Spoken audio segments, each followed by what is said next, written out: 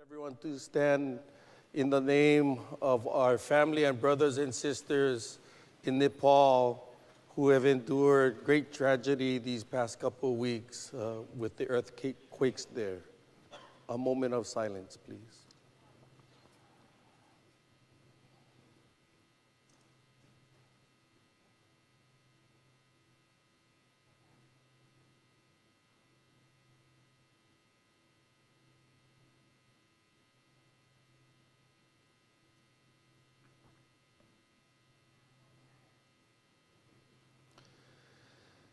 O gani te polo ku melono i te polo i ki polo ke ali i ka po kapu i ho ano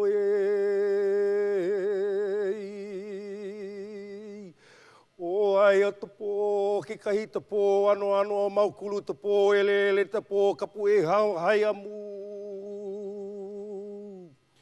o kane o ku ka pau me lono nui no hoi te wai lo akalani honua. Ho e o ku kupui nana ku ilu no te modu.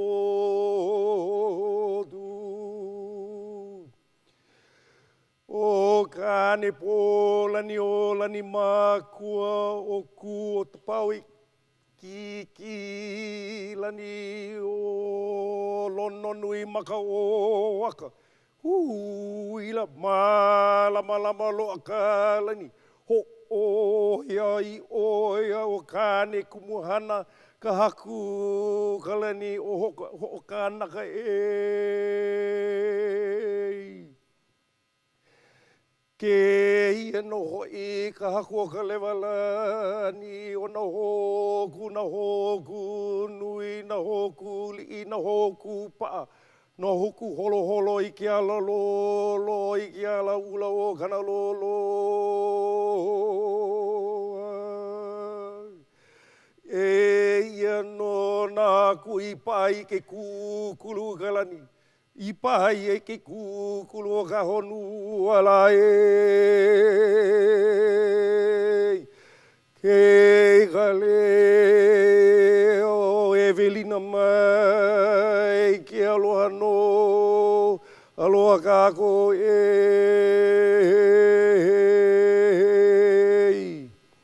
Aloha.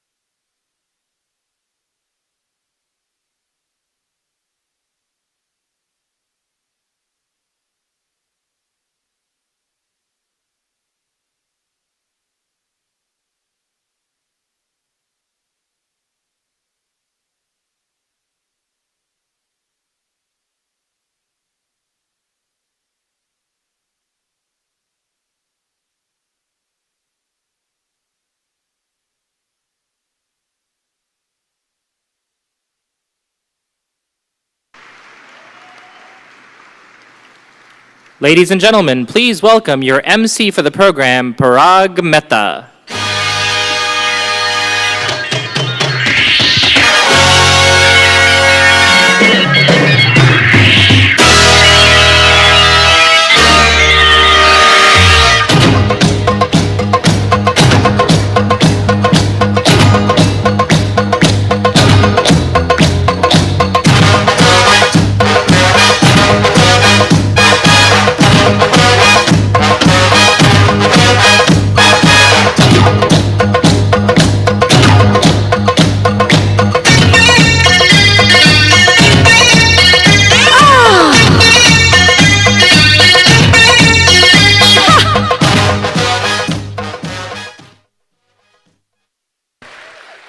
Wow. Oh, that was so much fun. I should come to work like this every day. You know, I've always wanted to do that in front of thousands of people. And I thought I'd get my chance at my cousin's weddings, but they won't let me perform anymore. They say I steal focus from the bride. First of all, let's give it up for Kamana Opana, the native Hawaiian singer.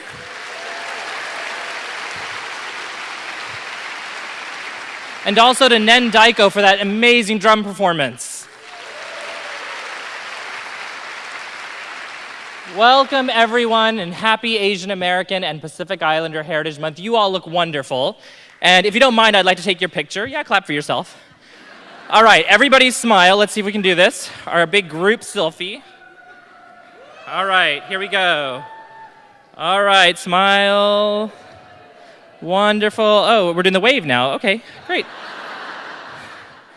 You all look good. Hello. I see a lot of old faces, a lot of new faces, a lot of old Filipinas with new faces. Listen.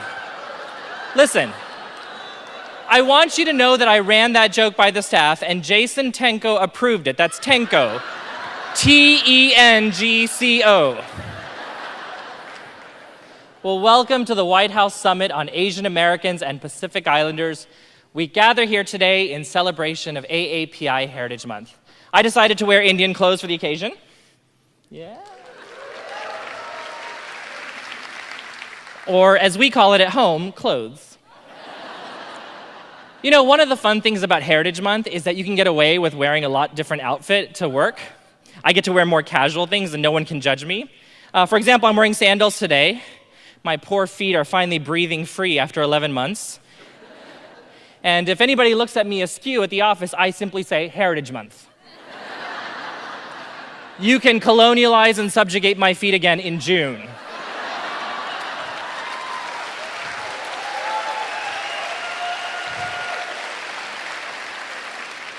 You know, AAPI Heritage Month actually started out as a week-long celebration. And then community advocates and elected officials petitioned President George H.W. Bush to expand it to a whole month. And then we Asians decided to engineer it back into 1 week. I mean, my goodness, this week is crazy. Yesterday we had the White House Summit. Today we're all here. Tomorrow there's a congressional briefing. Thursday NCAPA has a data summit. There's the APEX Gala. There's the Kapal Ball. Phew, that's a lot in 1 week. You know, among my friends who work at advocacy groups and prepare this whole week, we refer to this as Hell Week, or as prom week. And when an Asian person makes references to final exams and senior prom, you know we're stressed out. So how did this happen? How did we go from a month-long celebration to being crammed into 1 week? Well, I can explain it in 5 words. Californians. Yes, you people. Californians decided that they didn't want to keep flying back and forth to Washington, D.C. all through May. So that's how we all ended up doing everything in 1 month. Yeah. And just so you know, we're not going to blame the Native Hawaiians. The Native Hawaiians are happy to camp out in D.C. for an entire month. Yeah, you are. You know why? Because even they need a break from the paradise. So for all you Californians who are here today, I want to say we thank you, we appreciate you, and as a token of our affection, we have a little gift for you. If you look under your seats, you'll find a crate of water for you to take back home with you.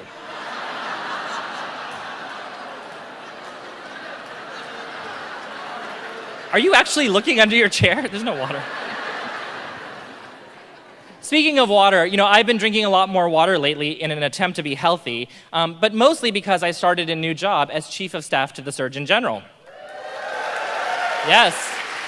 We are all very, very proud of Dr. Vivek Murthy, the first Indian American, the first Asian American to serve as a Surgeon General. Or as my mom likes to say, he does politics and medicine, why can't you? But the stressful thing about working with the Surgeon General is that when we go for lunch together in the cafeteria, he's kind of judgy about what I eat. Just between you and me, I'm starving. I've been eating salads for 3 weeks. But the worst is when I go to get a drink, because obviously I'm not allowed to have soda anymore, and if I go to the sugary fruit juices, that's a no-no too. The other day I reached for a bottle of water and he gave me that judgy look. I said, "What, this is bad for me?" He said, "No, it's just not very Indian of you. $3 for water?"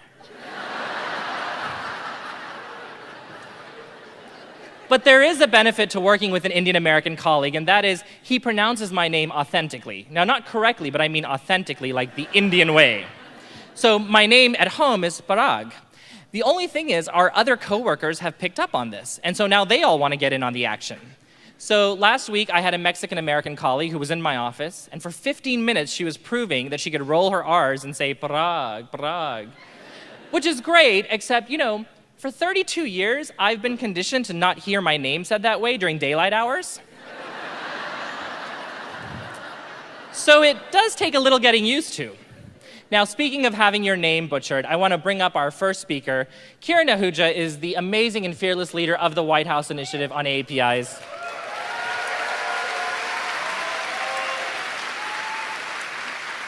For nearly 6 years, she has run this organization like a startup with all the urgency and import that our community deserves. And so I want to welcome her to the stage. I want all of us to welcome her by pronouncing her name correctly. Because I have heard her name said every way to Sunday over the last 6 years. I've heard her called Chiron. I've heard her called Quran, like the holy book. And I've even heard some folks call her Karen. Really, Karen? So I'm going to teach you all how to do it, okay? We're going to do this together. So the first half is like key, like unlock the door with the key, or for you gays, Key West, key. And the second half is run, like run, Forrest, run. Okay? Key, run. Got it? So on my cue, ladies and gentlemen, please welcome the Executive Director of the White House Initiative on Asian Americans and Pacific Islanders, Kiran Ahuja.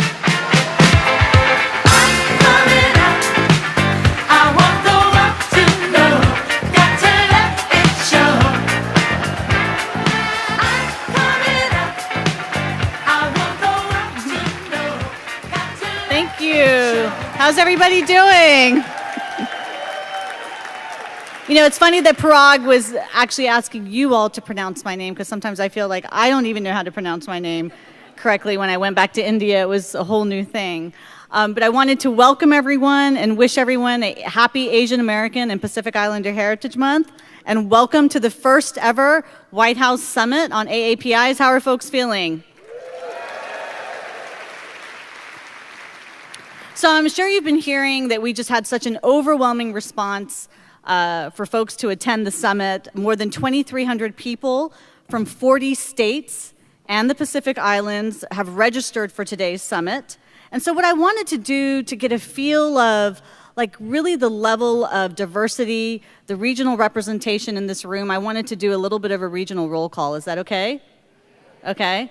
So, this is going to require you to use your voices. If you're from a region represented really well, you're okay because you don't have to yell so loud. But if you're only one or two people from your region, you're going to have to make up for it. And also, how many folks know the Smithsonian Asian American Pacific Islander Heritage Month theme? What is it? Thanks, Ophelia. That's my intern. Okay. So we try to place them strategically. Okay. All right. So listen out for your region. Can I hear from folks from the East Coast? Okay. The Midwest? That sounded exactly like the same folks from the East Coast. Okay. The West Coast? Hawaii and the Pacific Islands?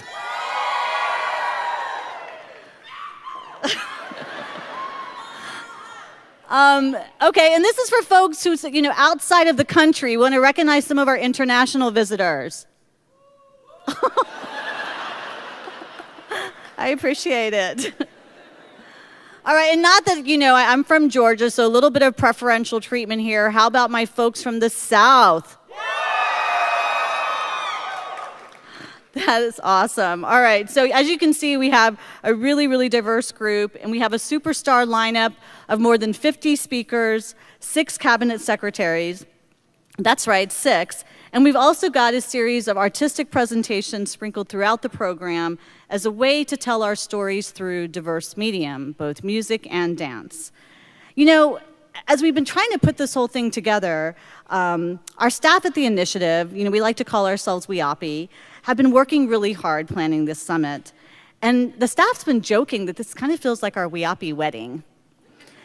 And we joke about that because, it's a once kind of lifetime event where we come together as a family. And look, we even have our own DJ, Les Talusan. But, as I was thinking about this, and, every wedding needs a wedding planner. So we actually kind of anointed our senior advisor, one of our senior advisors, to be this wedding planner. And he did such a fabulous job. We kind of just gave him a little bit of a promotion. So I wanted to bring him on stage. He's had an amazing tenure with the initiative. He's been on this meteoric rise. So I'd actually like to welcome our new deputy director, Jason Tanko. Yes, please. Won't you come and put it down on me? I'm right here, 'cause I need. So I know what you're thinking.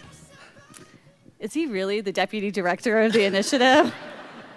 I mean, how old is this kid? So let's just say the Surgeon General's messaging caters to his age demographic.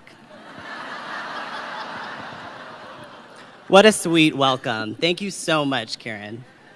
No, but it's been really amazing serving with you at the initiative over the past 3 years. And I'm sure a lot of you are wondering, well, what happened to the previous deputy director, Audrey Buring? Well, she actually moved to the other Washington State, to pursue some opportunities. Here's a picture of her and me transitioning before we left. Aww.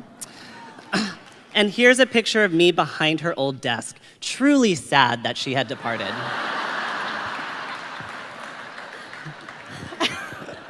So, Jason, she's actually here today. Oops. Which gives me the opportunity to actually thank Audrey Buring for an amazing 5 years with the initiative. So could she please stand? Audrey, where is Audrey? Audrey, she might be backstage. There she is, over there. Too bad the spotlight can't go on her. Woo! Thank you, Audrey. So, a reason for hosting this summit, Jason, has been to highlight the work we've done as the in the administration over the past 6 years. In fact, we've compiled a fact sheet detailing kind of all the work we've been doing to expand opportunity and improve the quality of life for thousands of Asian Americans and Pacific Islanders around this country. I think the fact sheet's like 6-7 pages long, which is a great testament to the work of our partner agencies. And so as a part of this group of agencies, we work with more than 24 federal agencies. And so we wanted to also share a little bit about that work. They're part of our interagency working group. We also have expanded our regional network to over 200 federal officials. We've launched an E3 ambassadors program with over 30 young leaders. And last year, we just swore in 16 new commissioners on our President's Advisory Commission on AAPIs. So, there's just such a big network, and kind of this AAPI family keeps growing. I wanted to recognize some of those folks. So if you served or supported on our interagency working group, done some work with us as a part of your federal agency, you're part of our regional network, you're an E3 ambassador, a current or past commissioner, a AAPI staffer, current or former, or a current or former intern, please stand. Wow. I'd see some folks in the back, too. So just amazing network. And so also, we just wanted to get a sense of folks in the room. And so raise your hands for this. If you've attended an initiative roundtable or an event in the past, if you've partnered with us on a project, or even if you just receive our weekly highlights, raise your hand. I know I kind of cheated on that about the weekly highlights. They're like, I get them, but I don't really read them, right? Like, Don't admit that. I know, right? No, for those guys, not for me. So this is really just amazing, the size of this WIAPI family. Exactly, Karen. It's really impressive. And for all of you here today, if this is your first WIAPI event, welcome to the family. They say once you join, you never really leave. Isn't that right, Shamina Singh? Everyone, let's recognize Shamina Singh. She was the first initiative executive director under the...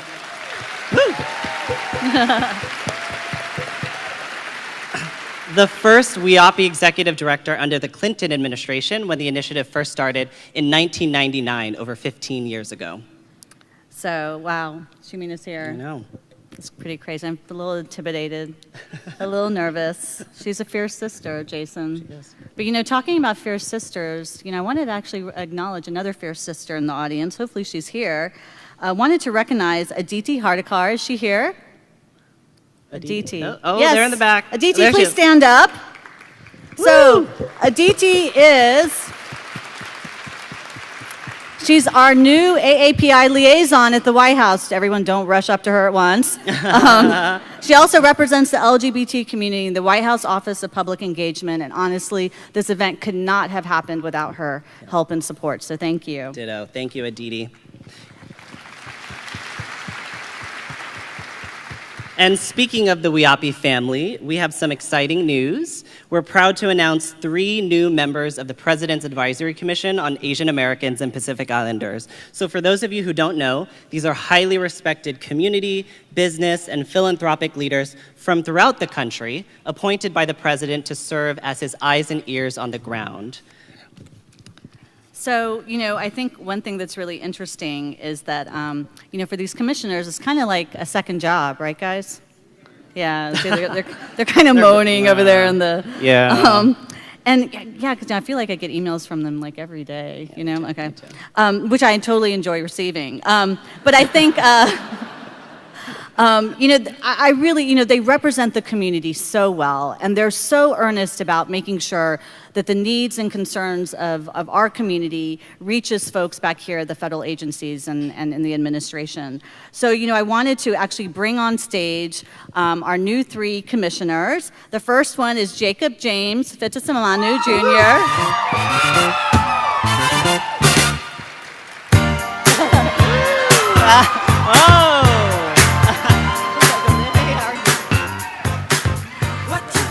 Okay, Jacob is, I feel like this is a pageant. Jacob is Outreach Coordinator in the Office of Health Disparities at the Utah Department of Health. Next, awesome, Jake. Next, we have Sanjita Pradhan. She is the Executive Officer of the Office of Asian and Pacific Islander Affairs at the Iowa Department of Human Rights. Did anyone think there were no Asians in Iowa? There are. Okay, and Dr. Paul Watanabe is the director.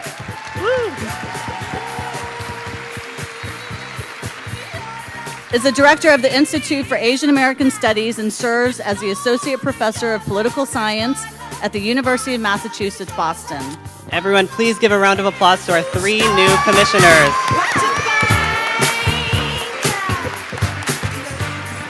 Thank you all. So again, they'll be here throughout the day. I hope you all have a chance to get to know them, get to know their issues, but please don't swarm them. You'll scare them away. No, I'm just kidding.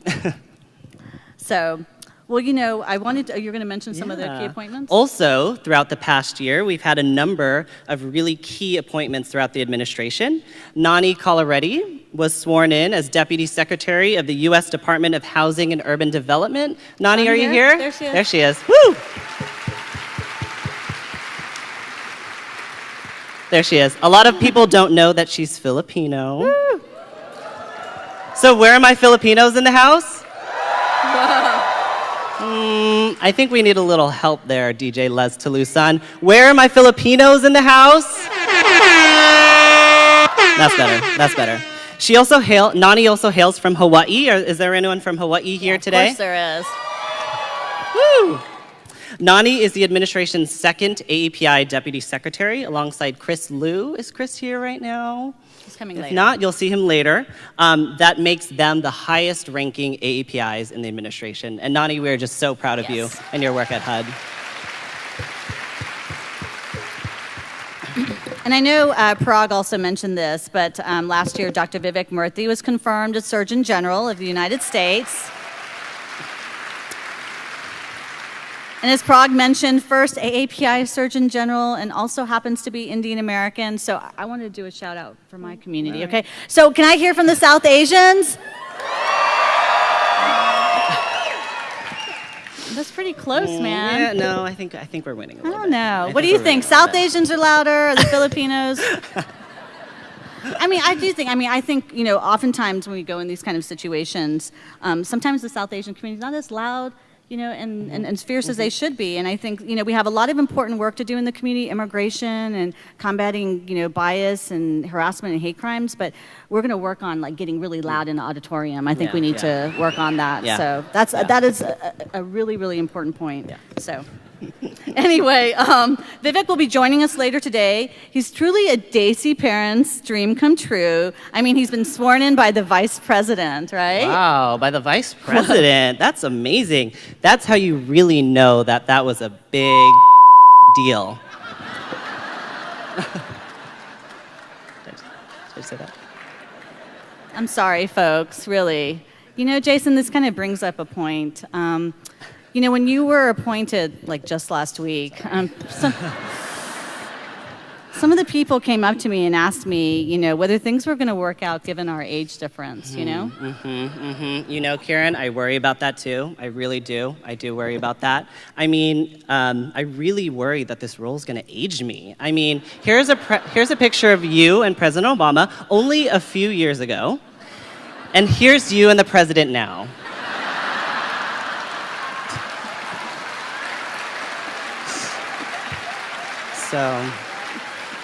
So I'm not really sure if gray hair really fits my hairdo. But, you know, Karen, honestly, I think it'll work out as long as we do our jobs well, communicate, and speak the same language. We'll be fine, right? Okay. Yeah, I mean, I guess you're right. I mean, you know, this is a broad initiative, and, you know, we have to appeal to a diverse demographic, young and old. You know, remember recently the president hired an anger translator during the White House Correspondents' Dinner? So, you know, I was thinking, you know, maybe part of this job, and especially for this event, you could be my youth translator. You want to, what do you think? Yeah, sure, why not? Okay, all right, so, are you ready? All right, okay, all right.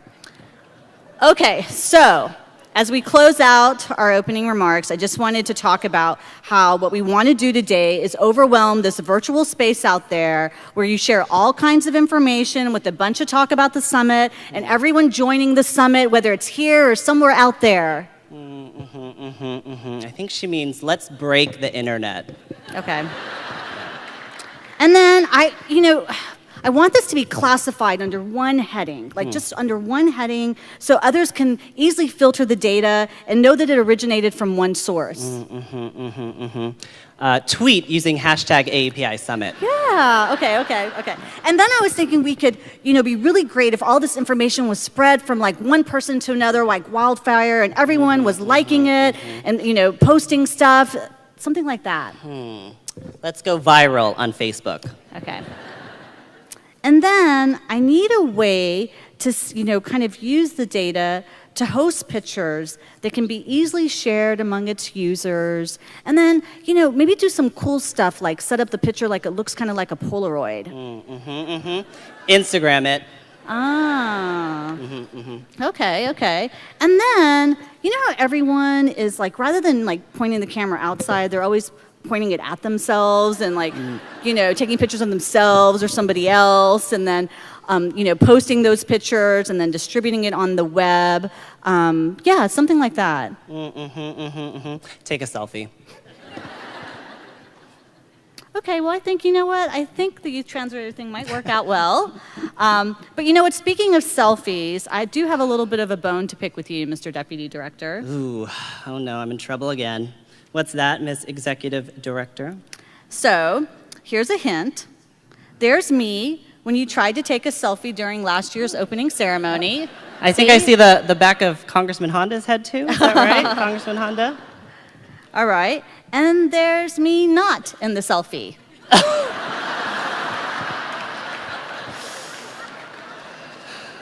Wow. That's pretty bad. Just don't know what to say. Sorry, Karen. Guess my arms weren't long enough. Okay. Yeah. All right. That's right. Well, Karen, like any good deputy director, this year I came prepared. Let me take a selfie. All right. Here we go. Got it. I absolutely better be in this selfie, okay? Wait, I don't even see myself. Okay, there we go. Hi, everybody. Come on. Woo, all right. Awesome shot. Okay. So please retweet that using @WhiteHouseAAPI, #API Summit. See what I mean, Karen? We just have to speak the same language. And you have to keep me in the selfie. Stop cutting me out. Okay, so I think also on a serious note, what really makes this really very, very special for both myself and Jason is we come to this work for personal reasons. And I think many of you do as well, being here at the summit. Whether it is that you care a lot about the AAPI community, you want to serve this community better in your role at a federal agency or even in your organization, or you have a personal experience that is so important that you want to share in this space. Absolutely. And in a lot of ways, it really represents the issues and barriers we face as a community, whether it's in education, entrepreneurship, health, civil rights, immigration, you name it. And these are all topics that we'll be discussing here today at the summit. And really in line with our theme today, which is connect, share, and mobilize, we really do hope that you all do those things today. You can connect by interacting with the more than 1,500 people here today. You can also share your stories, your experiences, but you can also really learn or really use the tools that you learned today to mobilize the community afterwards to expand opportunity for AAPIs across the country. So we feel like today is truly a historic day of what all of this means for our community, what it represents, and what all of you mean to us as part of the WIAPI family. Each and every one of you is part of this WIAPI family. So I want to thank all of you for being here and being a part of this celebration. So I do have the honor as we transition to actually invite a very, very important member of the WIAPI family who happens to be the highest ranking AAPI in the White House. And she probably has the coolest job. She's the person who hired me almost 6 years ago, and it's been a wonderful journey working with her and supporting this community. Please give a warm, warm welcome to the Chief of Staff to the First Lady Michelle Obama, our First Lady, Tina Chen.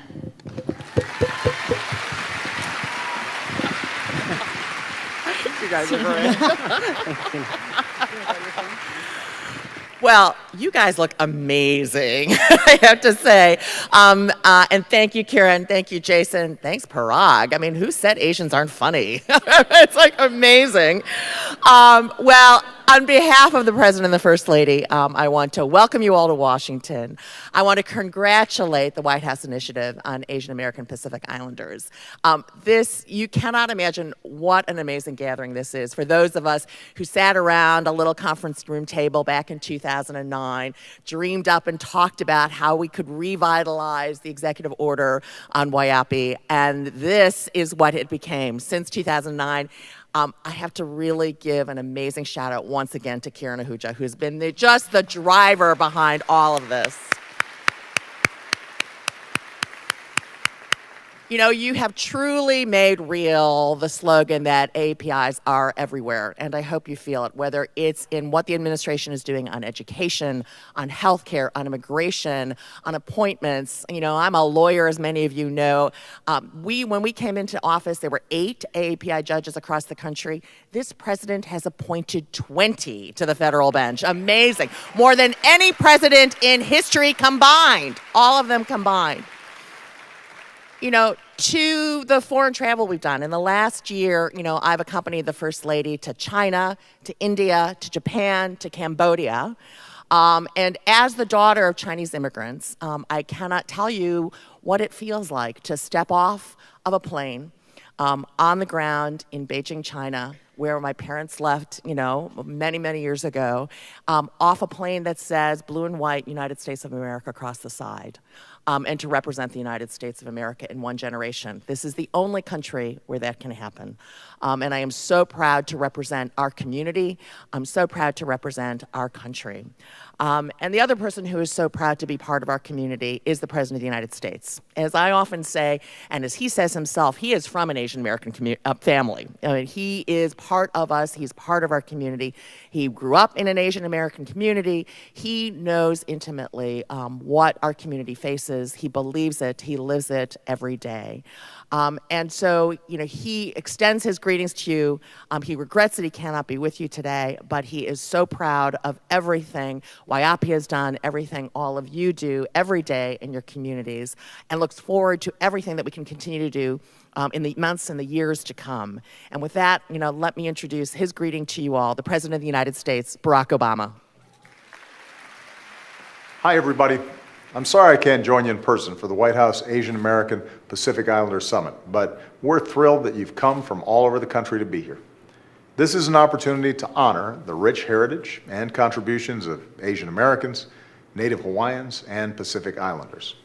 It's also an excuse for me to dig back into my own memories of growing up in Hawaii and in Indonesia, so I really wish I could be there. Generation after generation, Americans like you have helped to build this country, helped to defend this country, and helped to make America who we are. We are a nation of immigrants. Our vast array of traditions and perspectives and backgrounds, our melting pot, is what makes America unique. It's what keeps us dynamic and entrepreneurial. And that's why last year I took action to help fix our broken immigration system. But we've still got to get Congress to pass an immigration bill so that we can expand opportunities for more people to study, serve, and contribute to our nation. And we'll continue fighting the senseless bigotry that too many Asian Americans and Pacific Islanders, especially South Asians, face. So I want to thank the White House Initiative on Asian Americans and Pacific Islanders for organizing this summit. And I want to thank all of you for the work you do in your own communities, from helping non-English speakers sign up for health care, to helping young dreamers, to encouraging eligible immigrants to become citizens. Your leadership is helping to make sure that America is a place where no matter who we are or where we come from, we all have the chance to make of our lives what we will. Thanks, everybody, and happy Asian American Pacific Islander Heritage Month.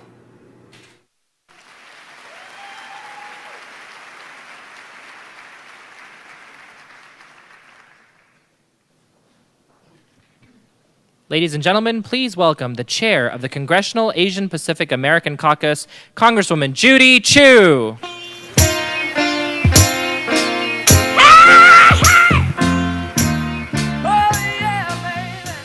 How incredible it is to participate in today's historic White House summit. And how about this incredible turnout of 1,000 people from across the nation?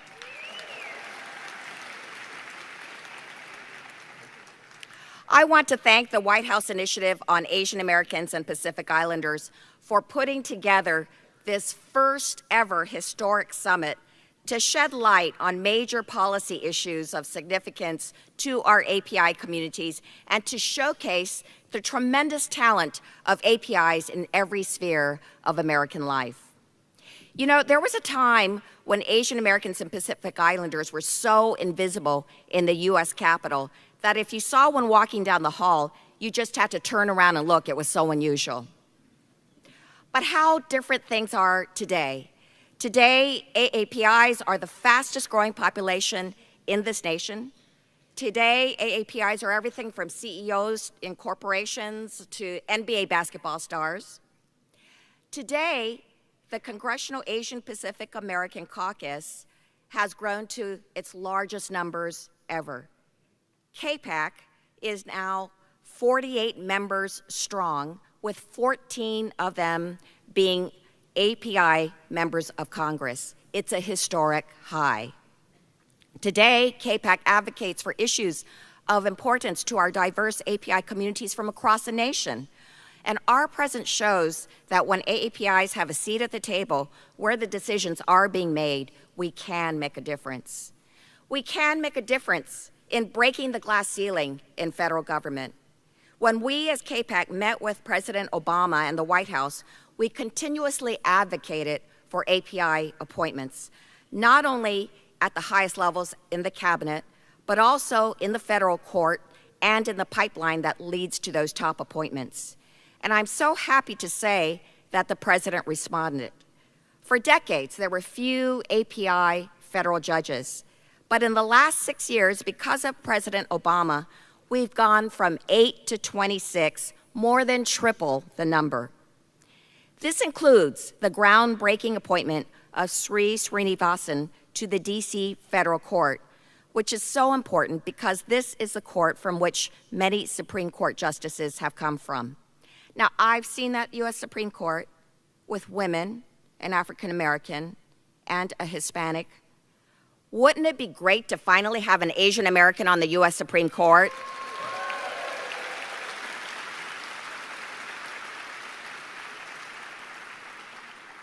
And on the pipeline, thankfully, the president did respond there as well, with groundbreaking appointments over this last year. Who is our nation's top doctor?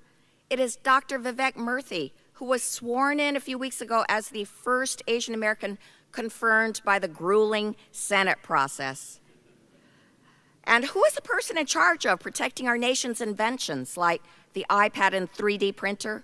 It is Michelle Lee, director of the U.S. Patent and Trademark Office, a Chinese-American woman and the first person of color to ever head that office. And who is the highest-ranking AAPI in the U.S. Department of Labor? It is Chris Liu, the number 2 person as the Deputy Secretary of Labor. When AAPIs are in these roles, it makes a difference. Take, for instance, Chris Liu.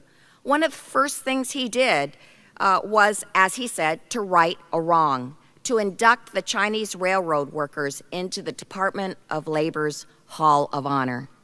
Now they are finally recognized alongside other labor leaders like Cesar Chavez. Isn't that great?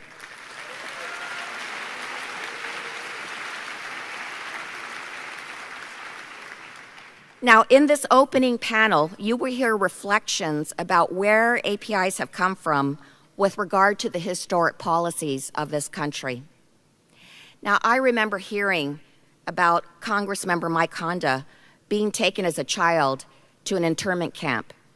He was born in California, but raised in this prison camp because the president and the Congress of this country took 120,000 Japanese Americans during World War II and accused them of espionage, taking them all to desolate parts of the country where guns were pointed in at them like they were criminals, causing them to lose everything that they owned.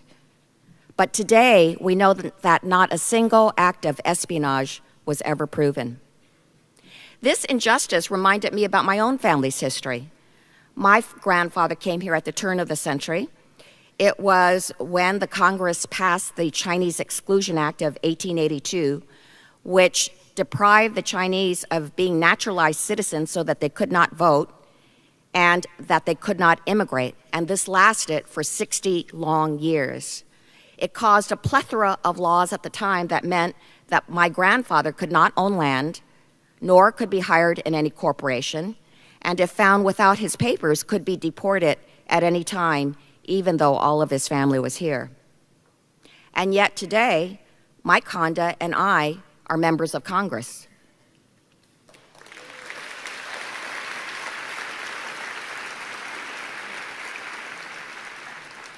What this shows is both the blemish of America and the strength of America. We have a history in America that is shameful to APIs, but that has also given unprecedented opportunities to APIs. And that's why we need to exercise our voice. We must make sure that injustices such as this do not happen again. And it is particularly critical now. We have a presidential election coming, which will determine the future of this nation. Regardless of what party you belong to or which candidate you back, there is one thing I know. For far too long in this country, APIs have been in their own separate silos, doing their own thing, raising money when asked, many times not getting much in return. Well, this is the time to change this. APIs are a significant factor in races all across this country. Take, for instance, just this last November, where Senator Mark Warner faced a very tight race in Virginia.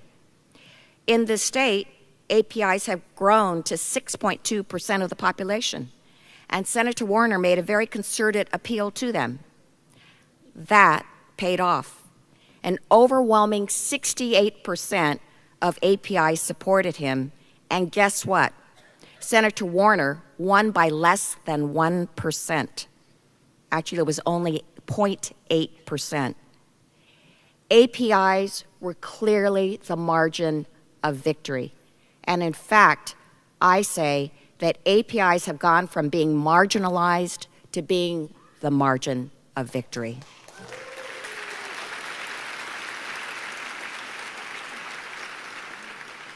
So today, with the rising leadership as represented by all of you here today, we have an opportunity to unite our voices. We have the opportunity to all say together that we want more APIs appointed to high-level positions, including the cabinet, where we have none today.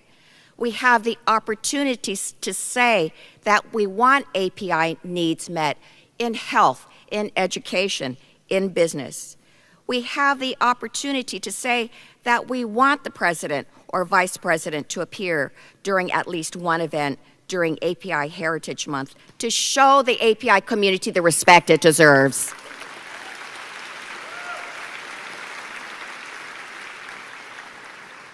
We have the opportunity to not be second-class citizens and to be treated like the full-fledged contributors to the society that we are. Today, you have APIs here from across the nation. Let's work together to carry on the momentum of today's historic summit. Let's make sure that together, as a united voice, we make a difference in improving the lives of APIs for generations to come. And with that, I would like to introduce Joy Chen, who will be moderating today's panel. Joy is the anchor of America Tonight, Al Jazeera's America's flagship current affairs show. In the first year of the program, she reported from more than a dozen states and covered the aftermath of Super Typhoon Haiyan in the Philippines, and also led the network's live coverage from Ferguson, Missouri. Prior to joining Al Jazeera America, Joy was a correspondent for CBS, where she covered the White House, Capitol Hill, and served as the lead correspondent for the D.C. sniper attacks, for which she won an Emmy. Prior to CBS, she also served as a primary anchor for CNN and CNN International. So let's give a warm welcome to Joy Chen.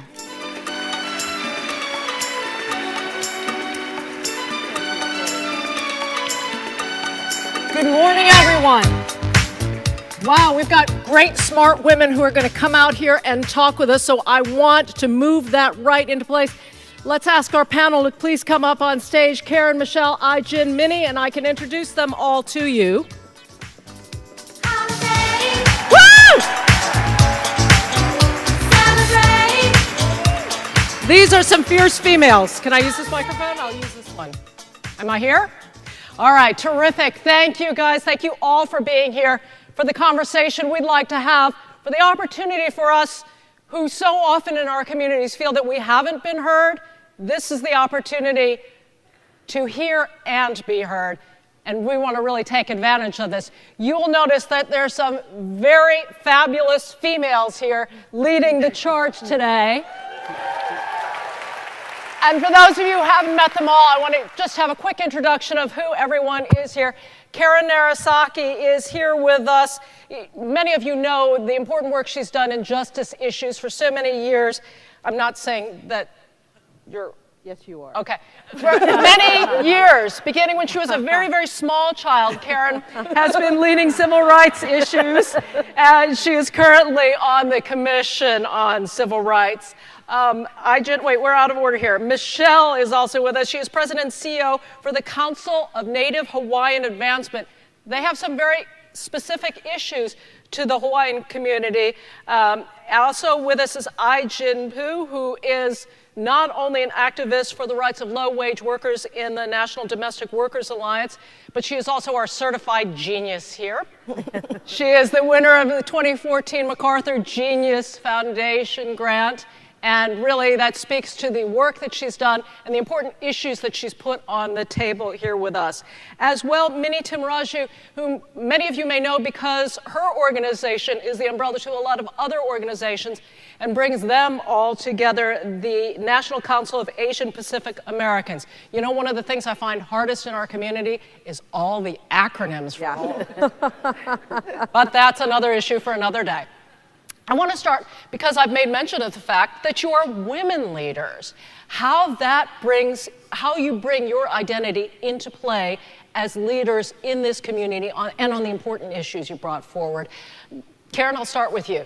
Sure. I think that it's made me much more willing to look at all the intersectional issues that we bring to the table. I'm not just Asian American, I'm not just Japanese American and a woman. I care about what's going on with LGBTQ communities, with people with disabilities, age, religion, all of the intersections that we bring to the table. And I think women are much more likely to do that because they see the intersections in their own lives. Yeah, what do you think, Michelle? I would agree, and I would also add to that sometimes it's the unspoken reality of being a woman doing work in this world, that we have to try harder. We're not bemoaning, we're not complaining about it, but we're very committed and we persevere. I'm going to borrow from President Obama. Karen alluded to it, and Jason, in saying he had a bucket list. The word, not a bucket list, a word that rhymed with bucket. So I'm thinking of a word that rhymes with witches. And witches get stuff done.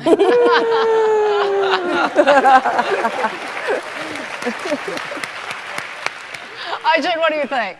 Well, in our movement, we always talk about how when you look at the world through the eyes of women, you often see things much more clearly and completely. Both the problems, but also the potential solutions. So not only connecting the dots across issues, but with all the many hats that we wear as caregivers, as workers, as leaders, as teachers, the many, many hats that we wear give us a really unique perspective that allows us to see strategies and solutions that connect the dots as well. Yeah, and Minnie, you know, the thing that strikes me here is not that we're discriminating against men, but we are saying... No, never.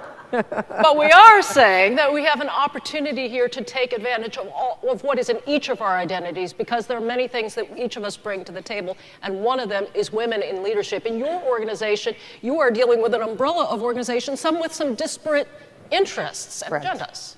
So, I mean, to answer the first question, for me, I think all the points made today were incredibly relevant to being a woman leader. To layer on top of that, I think we, as an individual in my leadership growth, I've learned by being a woman to work a little bit, nothing against my male colleagues, but to work a little bit harder. I worked mostly in the South and the Southwest in my career, and most of my career in Texas. And being a woman, you spoke of the multiple identities, being a woman of color, of immigrant background, it just puts all these extra lenses and perceptions that you can choose to view as a disadvantage or an advantage. So in my career, I found being a woman to be a plus and a value add, but not without some challenges. So I was having this conversation this morning in anticipation of coming here with some friends, and we said, what are the things we learned by being women in the workplace? And one fundamental thing was we've learned how to take credit for our work And I think that's something that I'd like to see more Asian Americans, Native Hawaiians, and Pacific Islanders do in their work, because if you don't take credit for your work, someone else is going to take credit for it. Right, that is a fundamental concern, though, right, for AAPIs across the board, men and women, people with different interests and different support, but we have this sort of challenge of making our successes known. What do you think? Over your time, looking particularly in a place like Washington, where power is sometimes what you make of yourself. Yeah, I think for women, I feel like we had to, at least for me, I had to be comfortable with the notion that not everybody was going to like me. Yeah. You know, we're raised as women to try to please everyone around us. And are we raised as AAPIs to also feel, in some sense, that we should be nice? Yes, I think. Or nicer? I think there's a double layer there, right? It's both gender and culture. And you have to be tough in Washington. And I made the decision early on that it was probably better to be feared rather than liked. And I'm sure that shocks many of you who know me. But that was my. Well, that explains it then. Yes, that explains a lot. But, you know, now that I'm older and more established, I could, you know, step back and be nicer. And but the other thing is I found that being a woman actually in some ways was an advantage because people didn't see it coming, right? You know, so then they would be, oh my God, like what is this? So you were able to actually like do a jujitsu move and they just didn't see it coming, so. But you're a younger woman, for example, Ai-jen, and that, you know, you guys bring in a different thing. When you walk in the room, there is that estimation or maybe underestimation of your power and your force. I think there's an underestimation and just an undervaluing in general of the kinds of contributions, both in levels of leadership, but also in our economy that women make. So I think about all the Asian caregivers and domestic workers and nurses and nail salon workers and all the low-wage workers who are powering this economy, this service economy that we live in today, whose work is so undervalued and invisible. And they're innovating the future of the economy. They're innovating new ways of organizing and advocating for our rights and sharing our voice and asserting our dignity in a very unequal economy. And so I think that both in terms of our contributions and our kind of specific ways of leading and innovating, a lot of that is unseen and undervalued, but really it's the future when we think about it. Do you also have the sense, though, that in the larger community there is a misinterpretation of where we are as AAPIs in the conversation? That is to say, is employment, low wage, is that really an Asian issue? I mean, this is not your problem, is it? I mean, I absolutely think that there are misconceptions across the board and ways in which our presence and visibility and leadership and contributions have not been seen over many, many years. I mean, I was just reading the history of the Chinese American railroad workers in the 1860s, an incredible feat of engineering that made the transcontinental railroad possible. Over 12,000 Asian workers, and that even before the Chinese Exclusion Act, that happened, and that work was really erased. And how is that continuing to happen today in this service economy? And how do we see it as part of our role as this generation of Asian American leaders to really transform that and really position Asians as protagonists, shaping the future, innovating the future in every aspect of the economy and this democracy? Michelle, I want to be honest about this. You know, sometimes we're talking about divided interests. Sometimes different communities, even in the Hawaiian community, you have members of the community who would like to be seen as part of a broader AAPI community, or probably people who think, look, Hawaiian issues are separate issues. Where do we cross that line? Sure. I think that for many years, prior to engagement at a broader level with WIAPI and AAPI communities, that there has always been a notion of this capital AA and a little PI, that where did we fit in this large and broad acronym of AAPI? Where do Hawaiians, Native Hawaiians and Pacific Islanders fit in? And you are correct that for our communities, it has been a difficult existence. It has been tough sometimes to not be seen in the broader community, but I will say that women in leadership roles have made that different.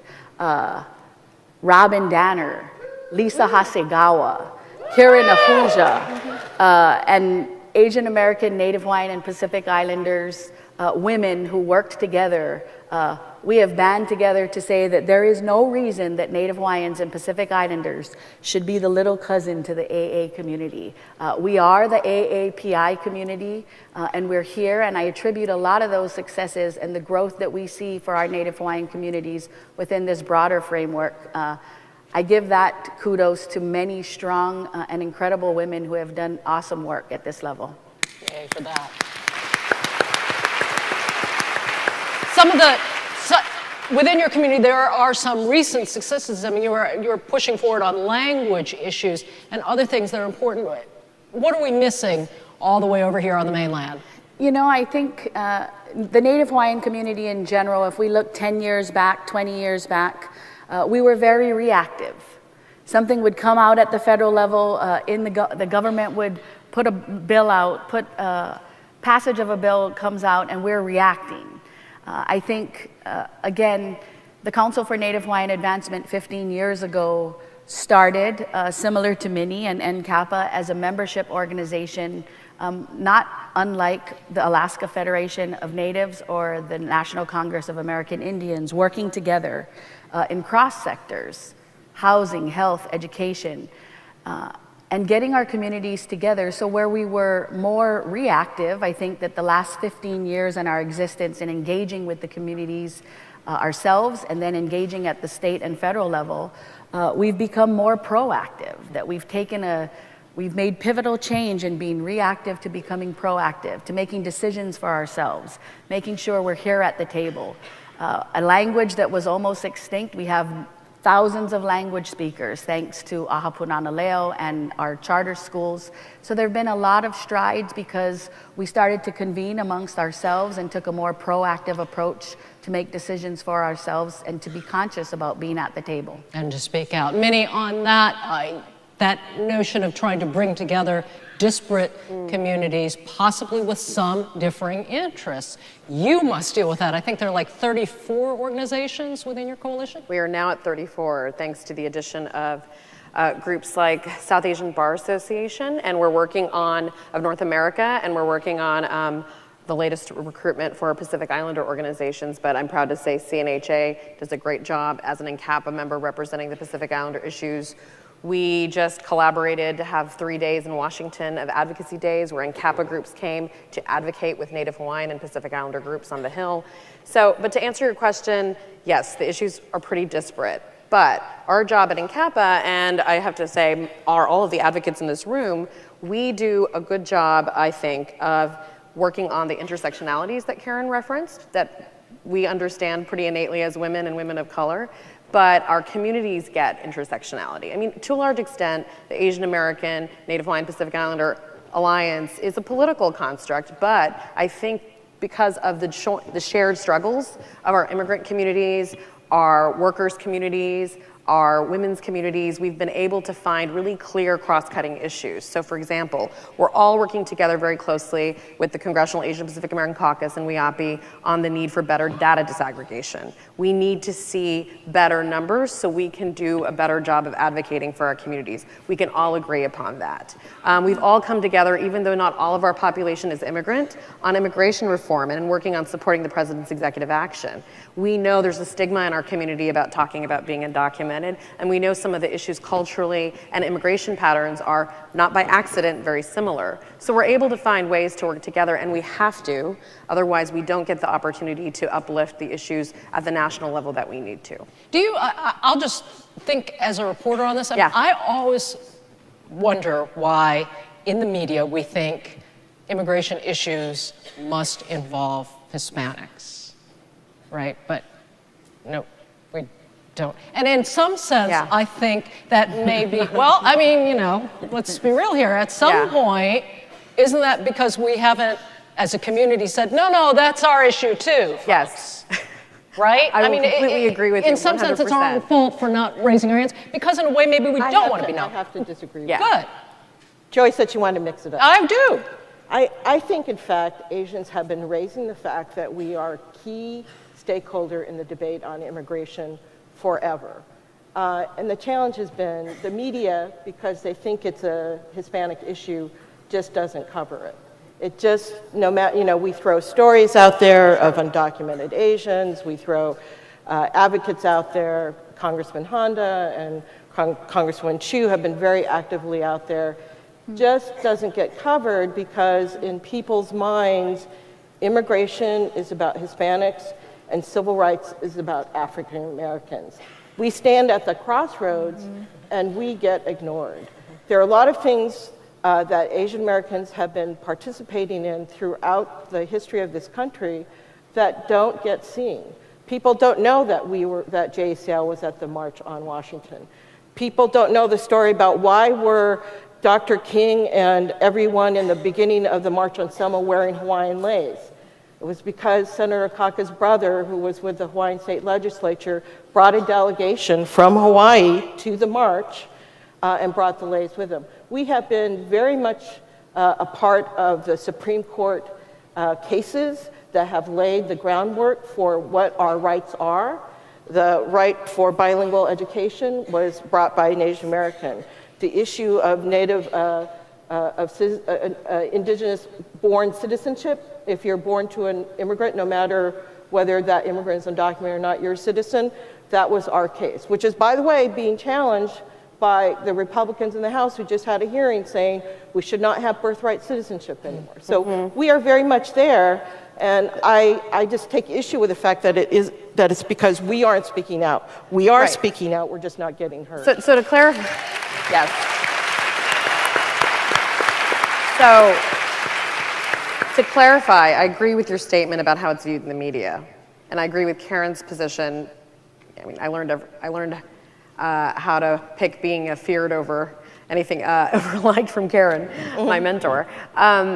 I agree on both of those points, but I do think, and I think it's important to say this with all of the folks here in this room, the live streaming and all the activity around today, we do have to do a better job of being a little more aggressive. And Karen and the great work she's done, she's been a leader and been on the forefront, being incredibly aggressive. We all have to be a little bit more loud, not a little bit more, a lot more loud about our place in the immigration debate. So we've had, for example, NCAPA members who did the Fast on Families. We've had NCAPA members on the Hill. We've highlighted undocumented Asian Americans, DACA recipients, and future DAPA recipients. However, we don't do a really great job of going, and I'll just say this, going on the attack when we are attacked. And I think that may be part of our history. So what would you do? I think we need to be a little bit more aggressive in 2016 about highlighting the folks who aren't supportive of our communities. And I think we need to be very, very clear about who we're with and who is not with us. And so you're talking about political leaders, that's right. Right? That's right. What about in business as well? Absolutely in business. Like, let's talk about what's been happening in Silicon Valley with gender discrimination and the number of Asian American women filing suit. I'd like to see a few more Asian American women file suit. I'd like it not to be a handful of women. And I think we need to do a better job of uplifting their stories too and supporting those women. Yes? Yeah, I think you all agree. But I think that goes hand in hand with what Karen has been talking about, that we have to know our history, but we have to build on it. And I think it's not enough for this next generation of activists and leaders to point out historical work that we've done, and I mean history meaning like the March on Selma. We also have to talk about what we're doing today in an amplified way. Like our work with Black Lives Matter as allies. We have to do a better job of amplifying that too. And it's happening. You know, I was in Ferguson and I was in Baltimore, and I know, because of my Facebook feed and because of my Twitter feed, that there were AAPIs involved, but I don't see it crossing out of that media into other platforms. We need your help to help us get there. But there's some places in which you won't ever, I mean, let's face it, you're not ever going to be able to see Selma as something that isn't first an African American issue, right? So there is going to be that. But look, if you've got a situation where right now, I don't know anybody in this country who hasn't read the New York Times manicurists. Absolutely. Dilemma. And so we're talking, and it's important. And I cannot tell you how many people have said to me, wow, I didn't realize that. Mm-hmm. Now, of course, somehow I'm supposed to know more about this because Because you get manicures. Because I get manicures, apparently. But Ajit, talk to me about that owning that space, because different communities do own spaces in the national conversation. Mm-hmm. How can we own more space? Well, I think the nail salon piece is a really good example. I just want to recognize the work of the National Asian Pacific American Women's Forum. Woo!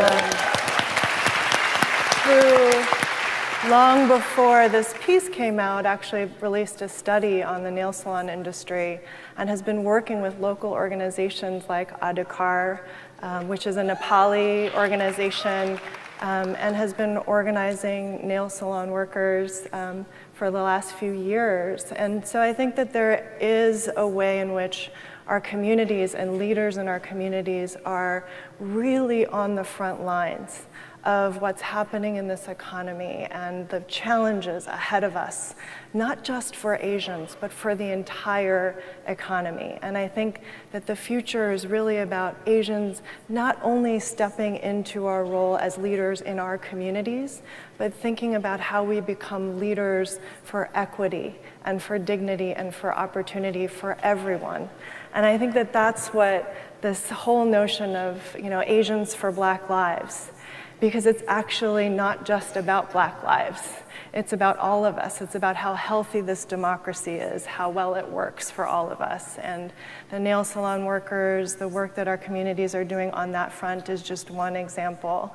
A lot of people don't know that some of the first organizing in the country of domestic workers happened in the Asian community, in the South Asian community through Saki for South Asian women, Andolan, Workers Awaz, through the Committee Against Anti-Asian Violence, the Women Workers Project. I mean, these are sort of the foundational places where this organizing and this advocacy and this vision for a different economy and a different democracy started. And we need to build off of that and open up space, lift up those models, lift up those organizations and those leaders in new ways, not just as Asian leaders, but as leaders for how we need to be thinking about the future for all of us.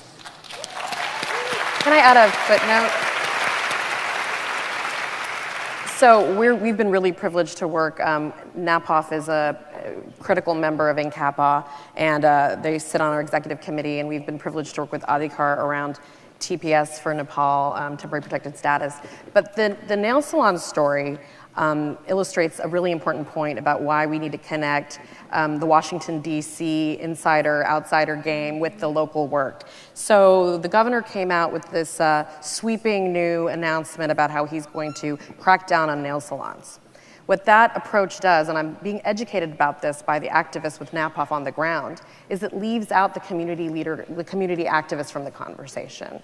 So we need to do a better job of bringing local advocates and activists into the national policy conversations. Mm-hmm. They have to be at the table when these regulations and reforms are being made, or they misstep, right? Mm-hmm. And we've learned that. So we're working with the state, we're working with the governor to try to fix some of this with our colleagues at NAPOF and Adhikar, but we'd rather have been at the table when those decisions were being made. And that's the piece, that's the next step for our community. Let's be at the table when the regulations are being written. So the underlying thing I hear is, how do you grow another generation of Karen Arasakis? How do you grow another generation of people who are willing to get out in front of things, who are willing to take the arrows in their back? And believe me, she's got like a lot of holes in this pink jacket. People have to be willing to do that, but you also have to, as a community, be able to push them forward when they start to hold up their hands. How do you do that? How do you bring another generation forward? I would say exactly what Minnie is saying about engaging locally. How do we prepare our next generation, and what kind of advice do you give them about this work? It's really about, for all of our communities, embracing the good and the bad, taking all of that history, all of what we know for ourselves, not what the media tells us, not what other communities are telling us, not arguing over whose issue it is, embracing all of that for ourselves, what we know to be true. Turning that anger and that frustration of sometimes being invisible or sometimes, why is that not our issue, that's their issue? Taking all of that, embracing all of it and turning it around to be something positive, doing something with it, making change that is different than just looking back to how it was, being proactive to have a different future, and definitely a need to engage with local community organizations and then bring that up to the higher federal level. I'm actually very excited. I think the new generation of leadership that's actually sitting in this audience today is really quite amazing, and something it was hard for me to imagine when I first got to Washington and there were only like 3 of us sitting in a room together, and now we have 36 national groups. We have amazing emerging groups across the country in places like Georgia and Alabama, and Louisiana, places where there wasn't a voice before. And so I'm very optimistic about where our leadership is going. And they are already coming at the issues with a broader human rights perspective, which is something that I think is important for us to stop thinking in silos about this is worker rights and this is immigrant rights and this is gender rights, but really just talking about, as Aijen said, what are we trying to achieve in terms of making sure that everybody's treated with dignity and respect and has the opportunity to make the most of their lives? And that's, I think, what the younger generation is coming to the table with. And I think a lot of people are working cross-generationally, which is really, really important. A lot of Asian community organizations have youth programs and elder senior programs, and all of these programs working across generationally. I see people like Karen and others who've been in this work for many, many years, mentoring people of all generations, and I don't know where we would be without it. So I think there's a tremendous amount for us in this room to build off of. And I just want to also recognize wonderful Asian leaders in the new labor movement, the Asian Pacific American Labor Alliance, Sarita Gupta of Jobs with Justice, Saru from ROC. I mean, there's so many fantastic Asian leaders in every part of the social justice and progressive movement in this country, and so much to build off of. So I think we're in a moment of transformation and potential in terms of our power as a community. So, Minnie, where will we be in 10 years? Where will we be in 20 years? Oh, wow, that's a tough question. I feel like I got the toughest question, you guys. I'm gonna put a pin in that and just thank Karen, because I need to personally say that I think the answer to the prior question was mentorship, and Aijen rightly commented on that. And I met Karen Narasaki when I was a very angry and agitated law student, and I'm still here working with Karen. And if it wasn't for her checking in on me every now and then, and the various places I was, Texas, New Hampshire, Tennessee, working on crazy things and saying, when are you going to come help the community? When are you going to come back and help? I was trying to hire her and she kept rejecting me. She says that, I don't know, but she kept checking in on me, and she was identifying young people in the field and saying, I want to cultivate you, I want to keep you in the movement. And that's how so many of us are still here, and we have to do a better job of doing that with the next generation. Of looking out there and identifying That's those right. young And I hope to do as good a job as Karen has done. But in 10 to 20 years, I think it goes back to the statement I made before. I want us to have, when I first started as an activist, there weren't very many AAPIs or NHPIs with a seat at the table.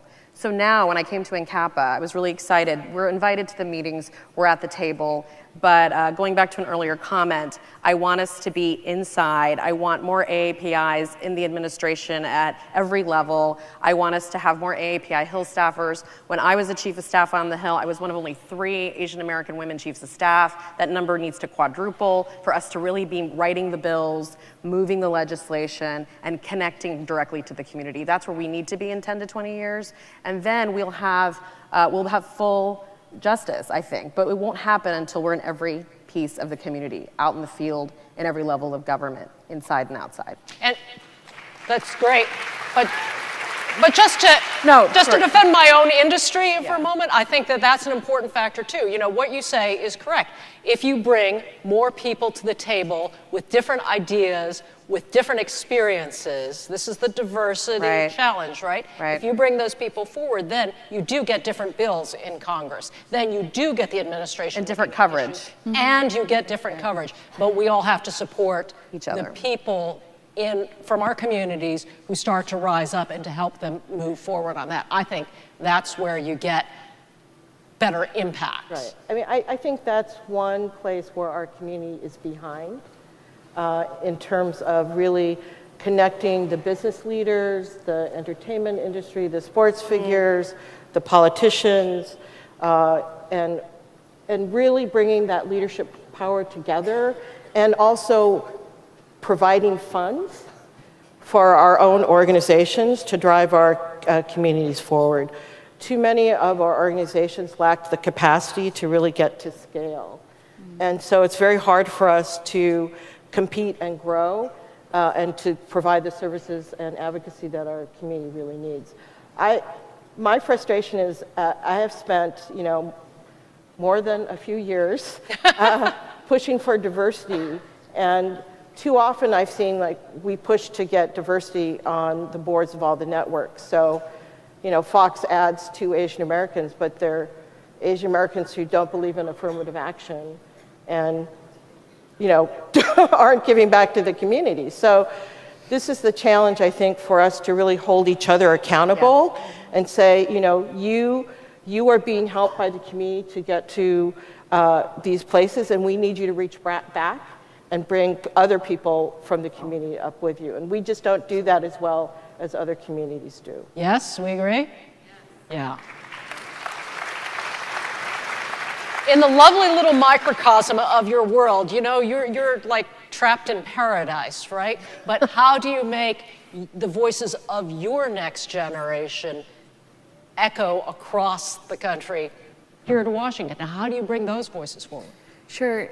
For the last 15 years since the existence of the Council for Native Hawaiian Advancement, we have focused diligently on bringing all sectors of our community together at annual convening. We have a very robust and active policy working group at the local level. And we have several of our leaders and Native Hawaiian educators, healthcare providers here with us in Washington, D.C. today. It takes some time. Like I said earlier, there's been progress from being reactive to being more proactive. And so we're most definitely bringing all sectors of our community together to be a louder voice in Washington, D.C. But most importantly, taking responsibility for our own story, being sure that we're the storyteller and we're the people at the table. And that's how you're going to be heard. Absolutely. I'm told that there's supposed to be a commercial break here somewhere. So we're going to wrap up. If you just have one word, what word do we need to be thinking about going forward, Minnie? One word. One word. Power. This is Power Town. Let's embrace it. Okay. Ajit? Dignity. One word about moving forward: hope. Be fearless. Well, that's 2, but we'll let you have it. She gets to have it. Correct. And I would say voice, right? Yeah. Because all of these voices and all of yours are really important in being able to drive the conversation forward. Thank you to all of you for speaking. Thank you.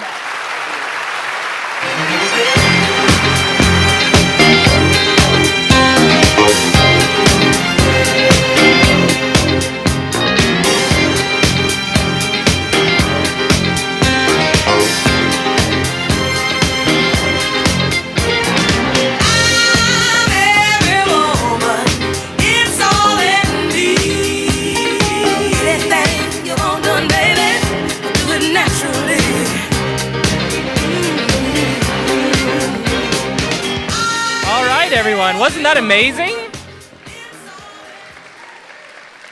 What a fabulous panel of amazing, powerful, brilliant leaders.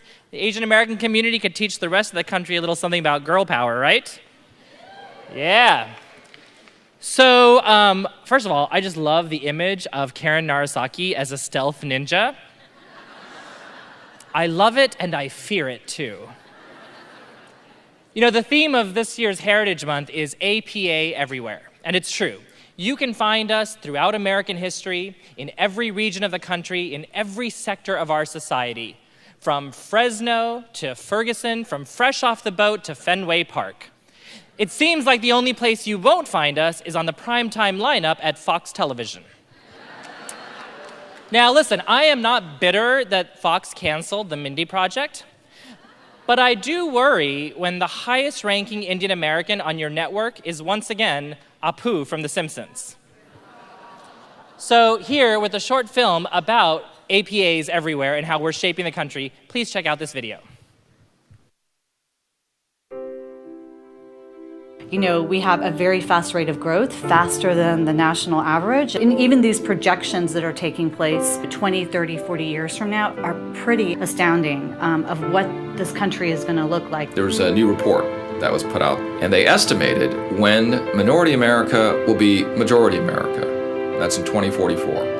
California is already majority minority, as well as 2 other states today. So if that's the umbrella of the story of what Asian America might be, then you certainly understand you've got to reach out. Not only that, but our community is growing in cities and states that are not the traditional gateway cities and states. They're growing in places like the South, the Midwest, the Northwest. And for us, that's really exciting because it's putting the AAPI community into geographic areas where we previously didn't have any presence or representation. The cultural piece is one of our strengths, and it's a strength that we also brought to this country, the sense of community. We are there for each other, and it's growing now where it's not just Tongan for Tongan or Samoan for Samoan, but it's Pacific Islander for Pacific Islander. In a country as diverse as ours, it's important that our government reflects that diversity. And I'm grateful to see that we have, over the years, had a growing number of racial and ethnic minorities serving in government and a greater degree of diversity in our government now. Before President Obama came into office, there had only been 2 Asian American cabinet members in history. He appointed numbers 3, 4, and 5, and when all 3 were serving during the first term, that was the most in history. So that is a significant accomplishment. It's exciting that CAPAC now actually has 13 members of Congress who self-identify as Asian American. And Asian American candidates like Congressman Barra, like Tammy Duckworth, like Grace Meng are winning seats in places where the Asian American electorate is not the majority electorate. And I am pleased by the fact that I see more and more young people who are interested in careers in government, who want to intern in Washington for the summer, who are interested in law school, who are interested in running for public office. I think there's a significant value in feeling like you are doing something for the greater good, and we do need more young people in government who are energetic and excited and bring that type of energy. I think it's really important for the younger generation to step up because our elders paved the pathway for us to continue their work and their legacy. That's why it's really important for us young ones to step up.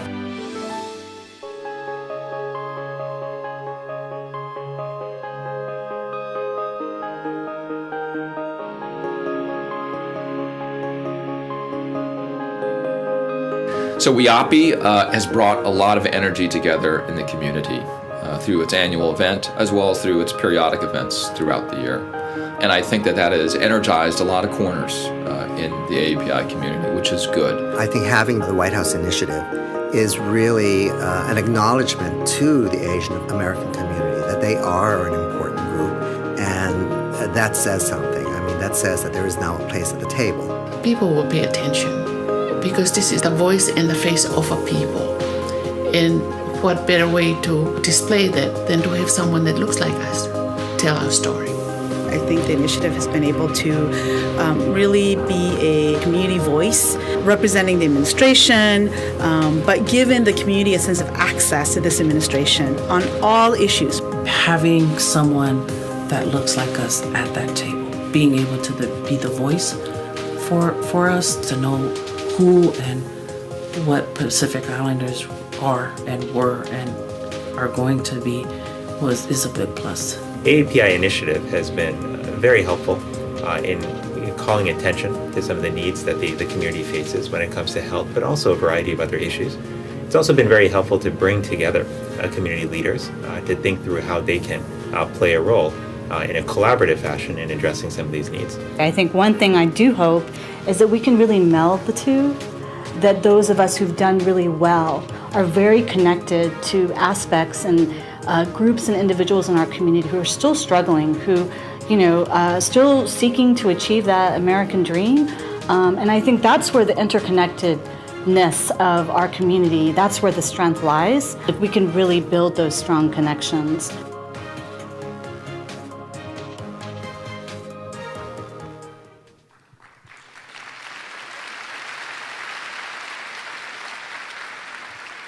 What an amazing record of accomplishment. We have so much to celebrate. And next up, we're going to hear from leaders from across the Obama administration about the enormous progress we've made over the last 6 years. And here to lead that conversation is one of my very good friends. In fact, he's such a good friend that a few years ago, I married him to another man.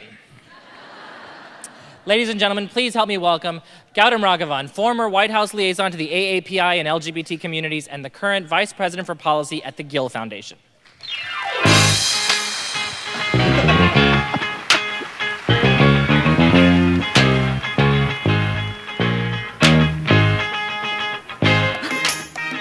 So, I love that song, but I was kind of hoping for J-Ho. So maybe you could play me out with that. We could screw the light bulb, pet the dog. Hi, everybody. It is so great to see you this morning. Again, my name is Gautam Raghavan. I'm with the Gill Foundation, one of the nation's largest funders of LGBT civil rights work. And I want to take a moment of special moderator's privilege at the start of this conversation to give a shout out to all the lesbian, gay, bisexual, transgender, queer, questioning folks here in the audience and watching at home. Please give them a round of applause.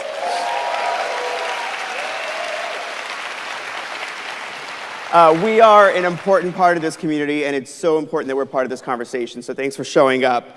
Now, I am so honored to be a part of this event, as I said, and want to just take a minute at the top to reflect on the caliber of the people you're going to hear from today. 6 cabinet secretaries, countless senior officials. It's really remarkable, the folks who are here to share what the administration is doing for AAPIs across the country. And to me, it says 2 things. One, I think it speaks to the respect that the White House Initiative on Asian Americans and Pacific Islanders has across this administration, and the tremendous work that Karen and her team and the presidents and commissioners are doing every day on behalf of all of us. And second, I think it speaks to the power of this community. So just take a minute and stand up if you like, and just look around this room, right? Look around this auditorium and see who's here, see the numbers. I mean, this is what happens when we show up. So take a moment just to think about the power in this room and what we can do together, and what we can, okay, stop looking around on me, and what we can do with our government. So this is really spectacular, and like I said, I'm so excited to bring up onto the stage 4 senior members of the president's team, who are going to speak a little bit about what they and their agencies are doing for all of us. And I want to start with someone, actually none of them need an introduction, but I'm going to introduce them anyway so they can dance out here. First, I want to start with the Secretary of Health and Human Services, Sylvia Burwell. Please give her a round of applause.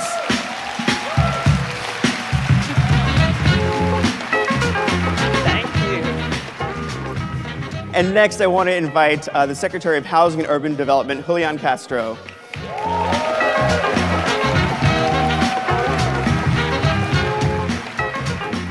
Next, EEOC Chair Jenny Yang.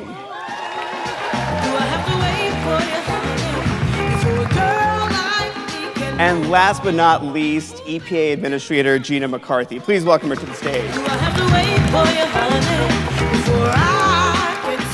So, good morning to all of you, and thank you for being here, and thank you for your service to our country. We're going to keep this fun and a little fast, and so what we're going to do is alternate between rapid-fire questions that all of you will be invited to answer, and then some specific questions about what you and your agencies are doing. And I want to start with a question that's relevant to where we are right now. We're here on a college campus, so we want the 101 from each of you on what your agency does, because I'm not sure everybody here knows what you all do, and so it'd be really helpful if you give us just a very quick description of what your agency does for Americans around the country. Secretary, can I start with you? Yes, so I work with great people in an effort to provide the tools for healthy and productive lives for all Americans, from health care to Head Start. Ooh, that was good. That was good. That was a great short answer. Thank you. Secretary Castro. All right, well, thank you all very much for having me. So we're the Department of Housing and Urban Development, and these days we call ourselves the Department of Opportunity because we see the investments that we make in everything from public housing to housing choice vouchers for folks to go out into the market and be able to afford a decent place to live, to our work to end homelessness, to urban revitalization efforts as a platform for success in people's lives. Great, thank you, sir. Chair Yang. I'm here with the Equal Employment Opportunity Commission, so we do have opportunity in our name, and with our 53 offices around the country, we work to enforce our nation's anti-discrimination laws to ensure that workers are free from discrimination. Thank you, Chair and Administrator. Well, I work at EPA. Our job is to protect public health and the environment.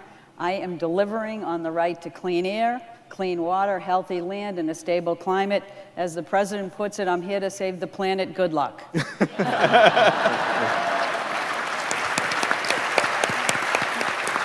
Well, we're lucky to have you there. And Administrator, if I could start with you, actually, I want to start with an issue that's been in the news recently and that also that the initiative has been working on for many years, and that's the chemical exposure that many workers face when they work in beauty and nail salons, many of whom are AAPI women. So I wonder if you could tell us a little bit about the work that EPA is doing. Well, I think the good news about some of the recent press about this is that part of our work has been to make this more visible so that we could get more action and more information out.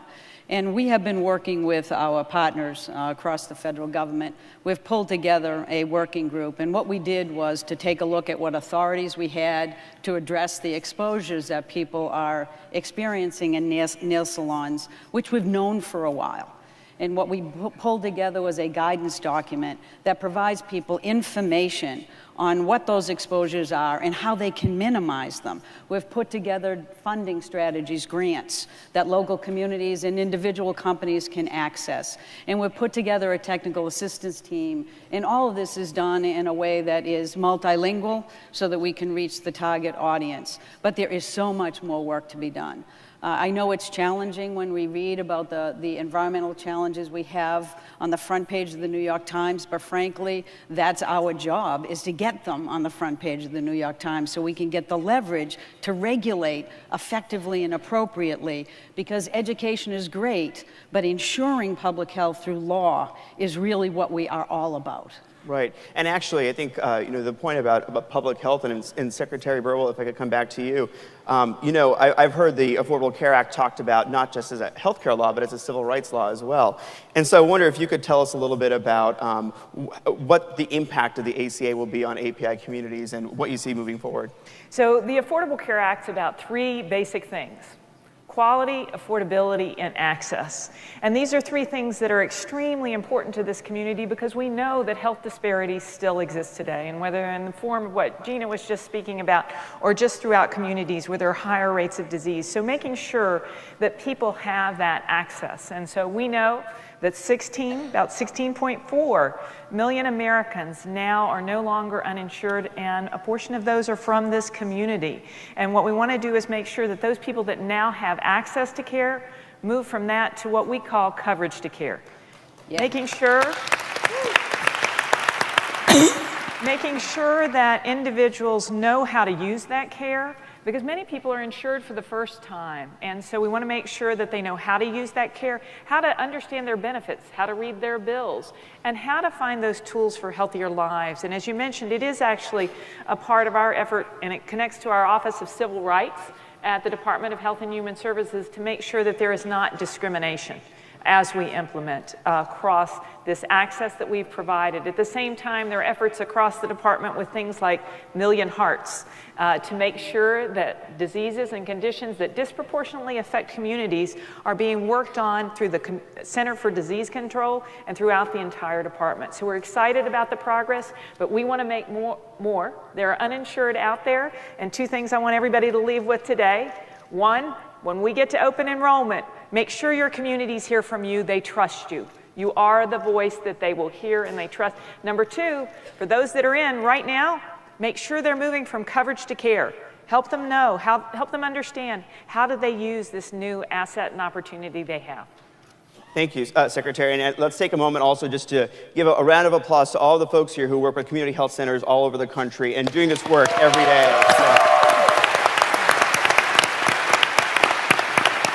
We love our community health centers. We do. So let's talk a little bit about opportunity, because I heard from both of you the word opportunity. And Secretary Castro, it seems, for many of us in this room, the American dream, a part of the American dream is about home ownership. I remember as recent immigrants to this country from India and growing up, and the first time we bought a house and what it meant for my parents and for our family. And my husband and I just bought a house, which was the scariest thing in the world, but we did it. So tell us a little bit about what HUD is doing to make sure that APIs and other communities have that opportunity too. Yeah, it's something that we're very, very proud of.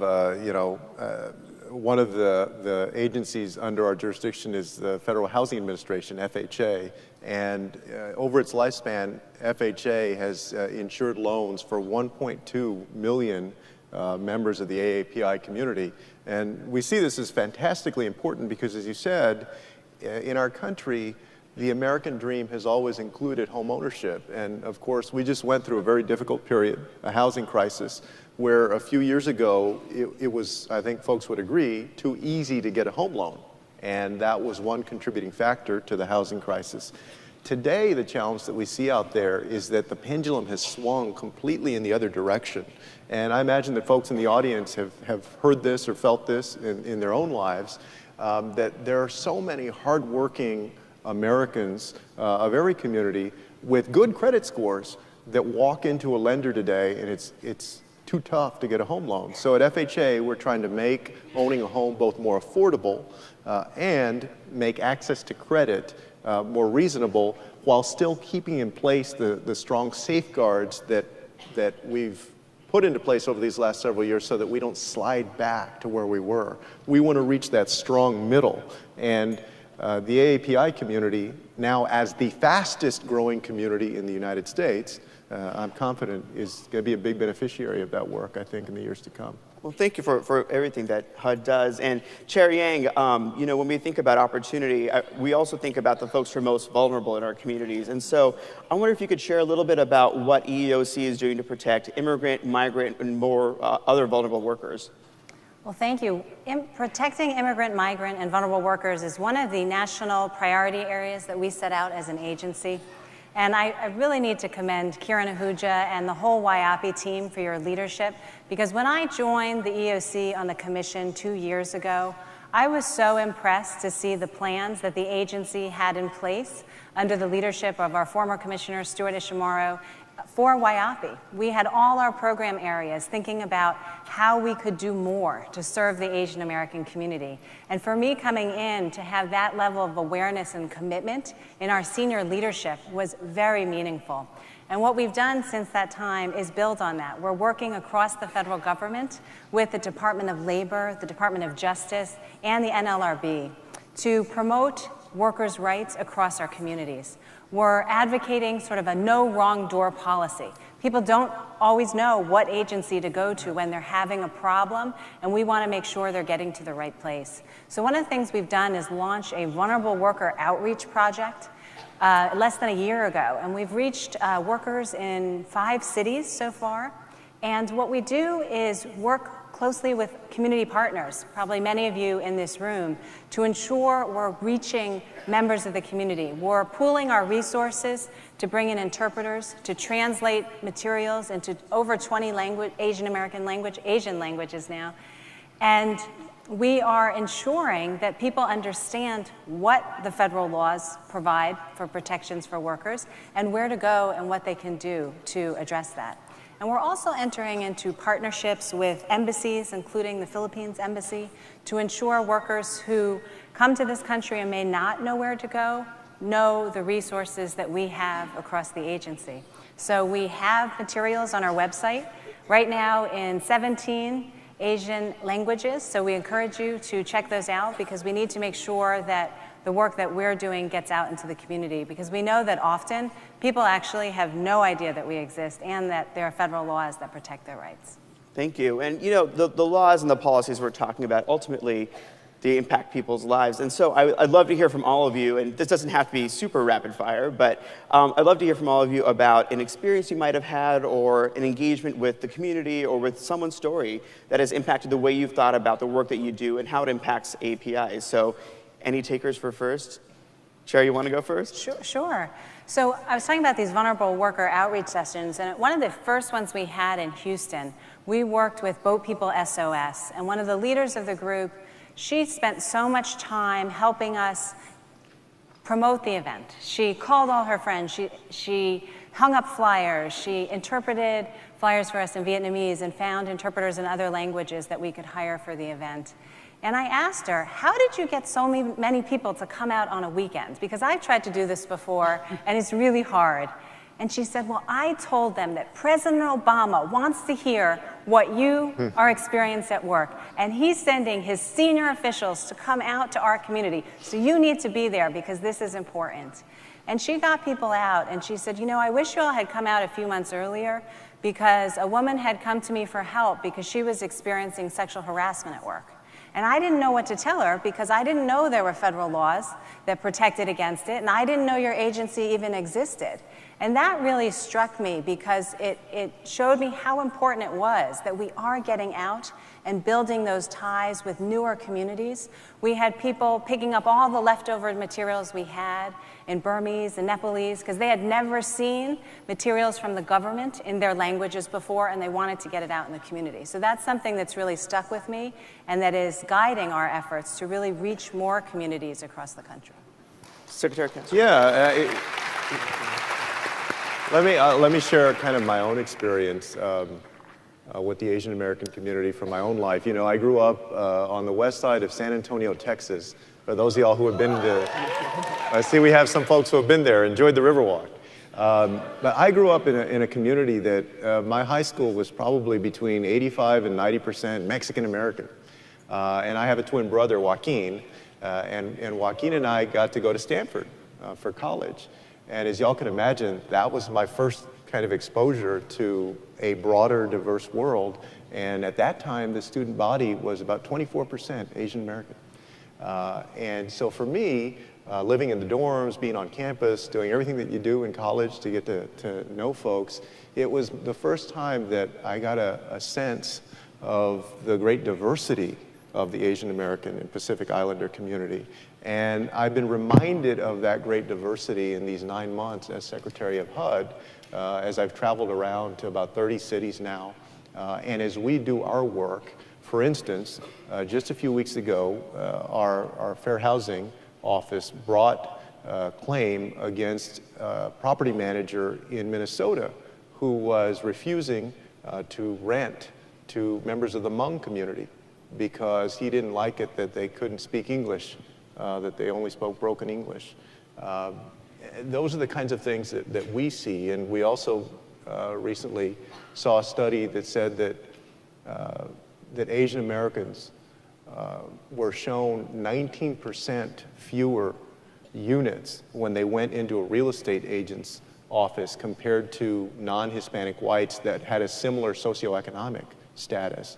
And so for me, it has been a very powerful reminder of the tremendous amount of work that still needs to be done out there, and the outreach that we need to do, and also the wonderful opportunity that we have, if we get it right, to create so many more success stories out there in our country. Secretary Burwell? Like Julian, my experiences actually started when I was 16 because I'm from a small town in West Virginia, so didn't have a lot of folks in our community, a few, but not a lot. But actually when I was 16, I went and lived with a family in Japan. So had the opportunity to go and be exposed in that way. Didn't speak a word of Japanese, which was sometimes challenging, but I can still introduce myself today, and experience that. And then when I went off to college, actually my roommates were Asian, and one was also born in Japan. So like them, I joined the Asian American Society at my college because I thought, you know, I belonged. After that kind of exchange experience, you believe I lived with a family. I did. So learn the importance, the diversity in our nation, and the contributions that this community makes across the nation. But like Julian, in the work we do, you see, and as I go, Went everywhere. I went to San Antonio, went to Austin, went everywhere. And you just see the community and the fact that many members of the community don't have health insurance. They don't have that ability to have that health security or that financial security that comes with it. And so doubling down and making sure that we do that. And across the country, you've had the conversations, and why I keep emphasizing your voice is because the community, that's how we reach the community with regard to our information about this. And so it's been a great experience. We want to keep doing that. And the other experience that's been great is the community's great about telling us. It's great about telling us where our forms don't work, where it's not clear, where we can do a better job in translation, where we can do a better job by making sure we're using the voice of the community instead of reaching out in other ways. So it's been a great experience, both in terms of understanding the importance of this community to the strength of the nation, but also the places where, as you said, we still need to do more work. Sugoi ne. That was my Japanese. Never mind. I took it. Watashi wa shurubia, because it wasn't, Sylvia didn't translate so well, so it was Sharubia. Well done. Well done. Administrator McCarthy. Well, let me just explain that I came into the environmental field through the public health door. My first job out of graduate school was in community health centers. That's where I worked. What I sort of realized there was that a lot of what I was seeing was about the condition in which people were living.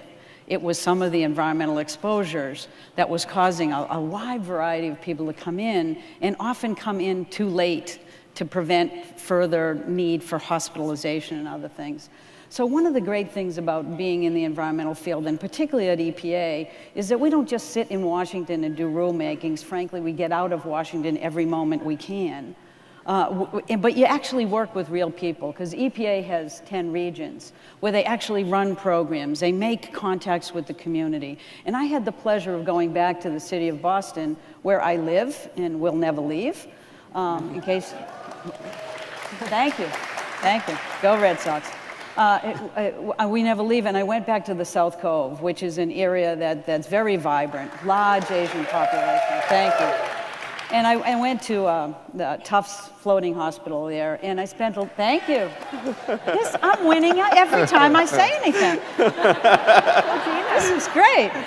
So I went there, and I did that because we were talking about community-based asthma programs. Because one of the things that EPA does is to work very hard to reduce air pollution that triggers asthma problems. And we have been working very hard both on indoor air, things you can do inside, and things you can do outside to prevent that. And as we know, minority, low-income communities are always hardest hit with issues like asthma. The rates are at times double what the average rate is in the US, and it's a big problem. It's one of the reasons why we're working so hard on climate change, because climate change increases temperatures, and it will cause not just damage that you know from floods and wildfires, but it increases ozone, which will increase asthma. And so we're working on these issues, but the fun thing I did was I did a community health visit and they went to a family that it was an Asian woman, and her mother was there and the small child. And they were talking to her, doing a normal visit to talk about asthma triggers and how well they're doing. And the thing that impressed me the most was just how important personal interactions are. We live in DC. Frankly, I don't. I live in Boston. But we visit. We visit DC. And it's just so important to remember that rules are great, but it's the education and the understanding that brings it to life. We can write as many rules as we want, but if you can't access people's homes, if you can get credibility to talk to them about their lives and explain to them why this is so important and what it means to them, then we are not doing the job that we're supposed to have. That's it. And knowing that we're working to develop all relationships so that people can see a welcoming face at the door. be able to speak the same language, get diversity into our agency in every region, identify people who focus full-time, not part-time on these issues. This is what EPA is all about. We are delivering the health reductions, not just passing laws and leaving it to everybody else to decipher what they mean for them. Thank you. Yeah, I'd love to talk about one of my favorite topics, which is data. And I'm sure there's people whose eyes glaze over when they hear about data. But data is important, and you're going to leave here thinking it's the sexiest thing that we have to talk about. So, Secretary Burwell, I want to start with you because HHS has really spearheaded some fabulous efforts here.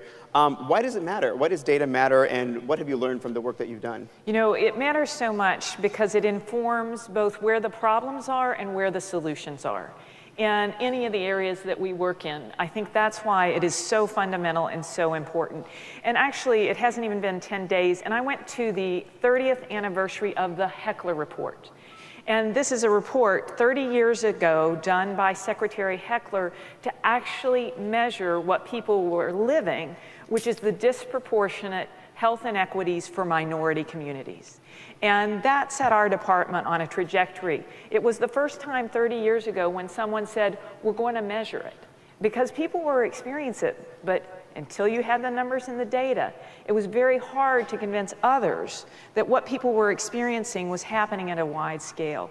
So that's just a part of it in terms of the data and the information that help us know and understand what the problems are, where they are, and then how and where we go to target those solutions. The communities that we need to reach that aren't being reached. The information that we know about disproportionate effects of certain diseases and conditions on communities. So we know to emphasize our communication and our knowledge building in those spaces. So for us, it's both about figuring out the problem and going and targeting the solution to deliver impact. And Secretary Castro, I know HUD's made some recent commitments to doing more in this space as well. What outcomes are you hoping for? Yeah, well, fundamentally, and I think Sylvia said it very well, what we want to achieve is better service and better results for the folks that we serve. So I'll give you a couple of examples of two things that HUD is up to with regard to the AAPI community that I believe are going to be very, very powerful in helping us to measure how well we're doing and then improve upon it. One is that in 2015, our American Housing Survey, for the first time, is actually going to break down into national origin and category the AAPI community. And you know, I want to really commend our policy development and research team for that, and for folks for ensuring that we're as inclusive as possible. The second is that the president has set a very bold goal to effectively end homelessness by the year 2020, called Opening Doors. And as part of that, of course, we need very accurate, detailed data and an understanding of what's working and what's not. So in 2015, for the first time, our homelessness assessments are going to include a specific category or Asian for the AAPI community so that we can understand that better in our push to end homelessness. Those are two examples. That's wonderful. I want to do a quick rapid fire question here. You've all been on the job now for some time. If you could rewind the clock, what is one piece of advice you would have given yourself on the first day? Administrator McCarthy, do you want to start? Get out of Washington so you can see real people and remind yourself why you're doing the job you're doing and who you're doing it for.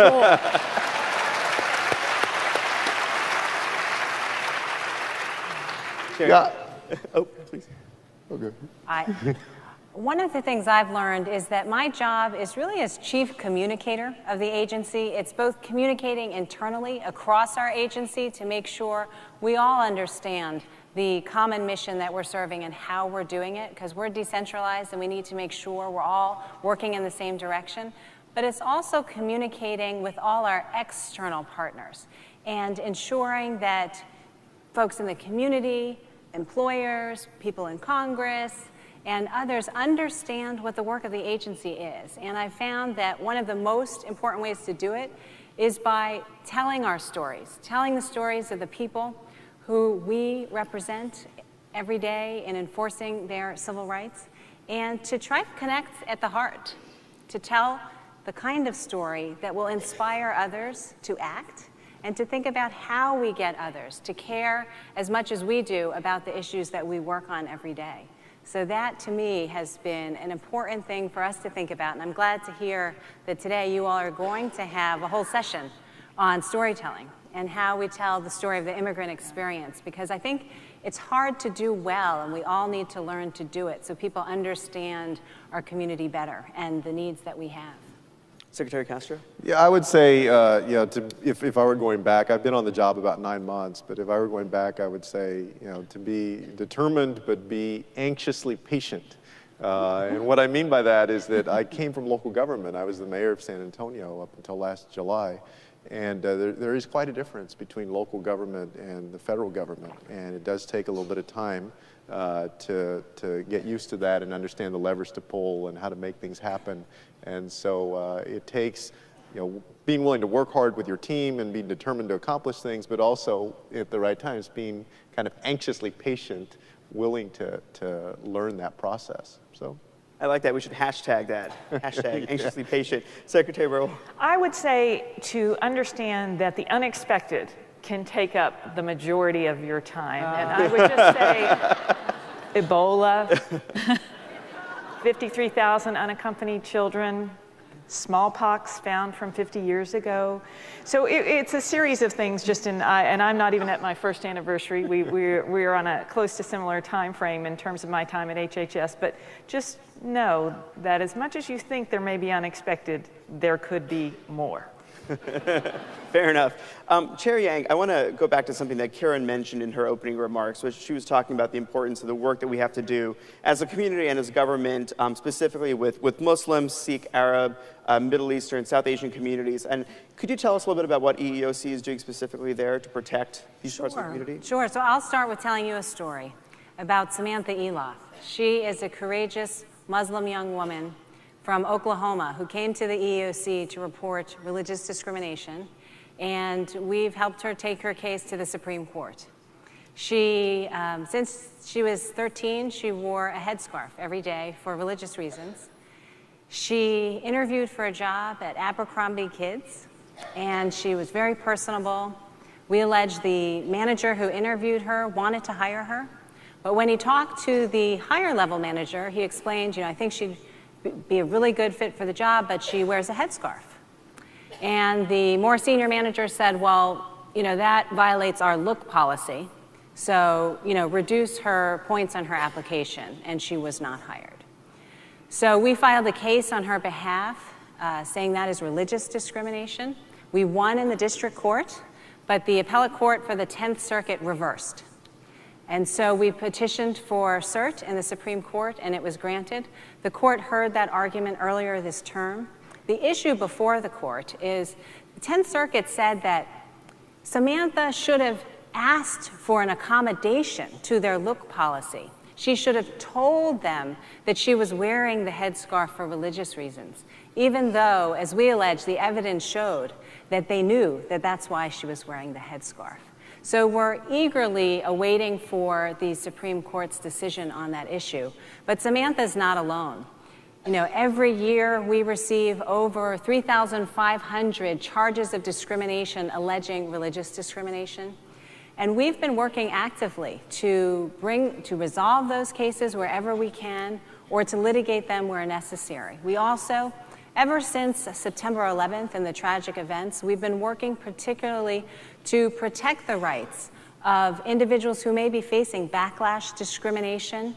We've provided resource materials recently on religious grooming and accommodation issues for employers and employees alike so they could understand their protections and their responsibilities under the law.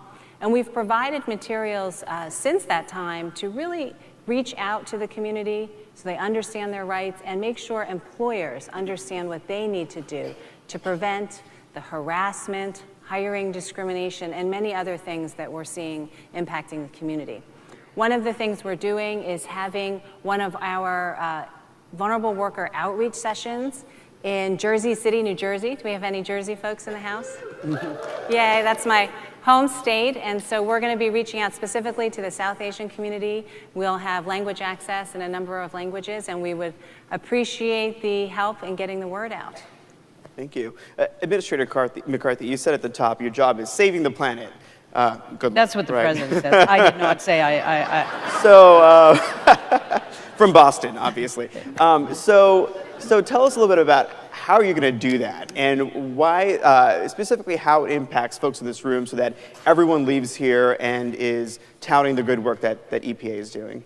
Well, we're doing a lot of things, on the ground work and then higher up. Let me mention a couple. You know, one of the things that's most important to us is that, as I said before, we reach communities. We've been doing a tremendous amount of work in Asian communities, and particularly in the island communities. Our Region 9 works with the Pacific Islands, and they do an awful lot of work. One of the big things that we're doing is actually trying to get at clean water, safe drinking water. We have made tremendous strides in those communities in terms of delivering clean water and looking at how we protect it into the future. And one of the things I'm doing tomorrow is actually going to a nail salon, coincidentally, in San Francisco. I'm leaving this afternoon because we know more visibility needs to be raised to these issues, and we're working hard to reach communities and to educate folks. Not everybody, unbeknownst to the New York Times, reads the New York Times. Sometimes we do, sometimes we don't. So it's incredibly important. But one of the biggest things we're working on is the issue of climate change. That is not just a public health problem or an environmental problem. It really is a fundamental economic problem. But it is also an opportunity for the U.S. to provide leadership so that folks can be protected, and that we can also take advantage of the opportunities that all these new technologies that promote renewables and energy efficiency can turn into the jobs of the future. You know, we get inundated, I think, with the problems right in front of us, and it's been a long time before we've tackled the issue of climate. But the president has indicated that this is really a moral responsibility. You know, I spent a little time with Jane Nishida, who's here, who runs my international office in Vietnam last year. And we went there to talk about water quality. All they talked about was climate change and how many millions of people in the Mekong Delta would be displaced as a result of a 1-meter rise. We know what's happening in islands. We know that they're losing not just their lives, but their homes. You know, we are losing islands if we don't address this. And so the president is out and aggressive on it, and we need your support. That's how I plan to save the planet. I think it's a great place to start. So I know we're running short on time, but one question for all of you. And as I mentioned at the top, you know, we're here on a college campus. It's commencement season, and I know there are young folks in this audience and watching at home who might be interested in a career in public service. So I would love to ask each of you, what advice do you have for them, and why does it matter? Why does it matter that they show up and they participate in this way? Happy to start. First, I would just say, for those of you who have a passion for helping others, for delivering impact, for contributing to things that are meaningful in your life, I would just say it is a wonderful and great way to do it, and do it at scale. And I would encourage everyone to come. It is exciting, it is fun, it is challenging, it's not always easy, but it is a great place, and you can make a difference. While I just see that at the department, at HHS every single day, there is something happening that contributes to giving people those tools for healthy and productive lives. And I would just encourage everyone to think about a career in public service. For me, this is round 2. I think probably everybody here knows. Round 1, I did 8 years from the first day of the Clinton administration to the last day of the Clinton administration. I'm honored to be back and do it again for as long as I can. Thank you.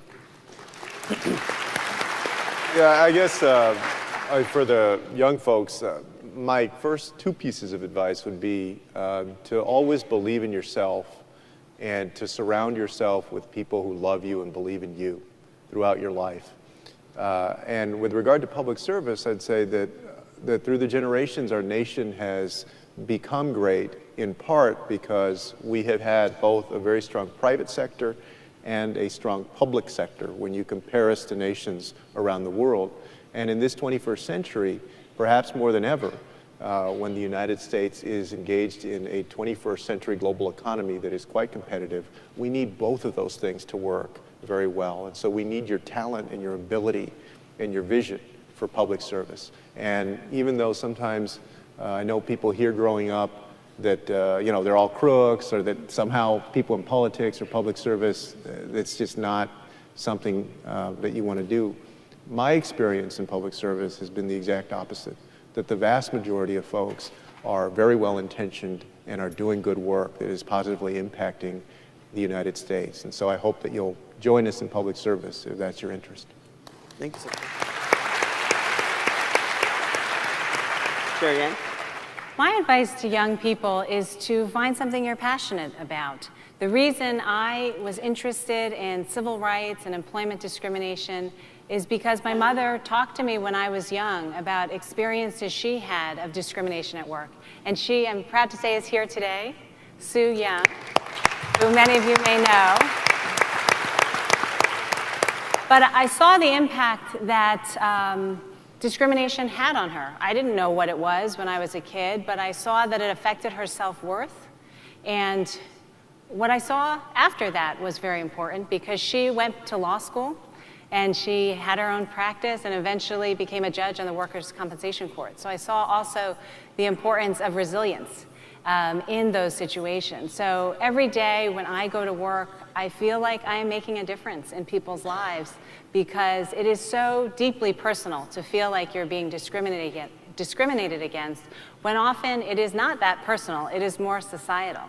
The same week that I became chair, I came home late from work, and both my kids, I have 2 boys, one's 9, one's 10, they both had experiences at school, starting off on a new school year, where kids came up to them and did some variation of ching-chong, and slanted eyes. And I said, you know, kids, it's really not personal. They don't mean it. It's a societal problem, and that's why I go to work every day, because we're working to fix it. And for me to feel like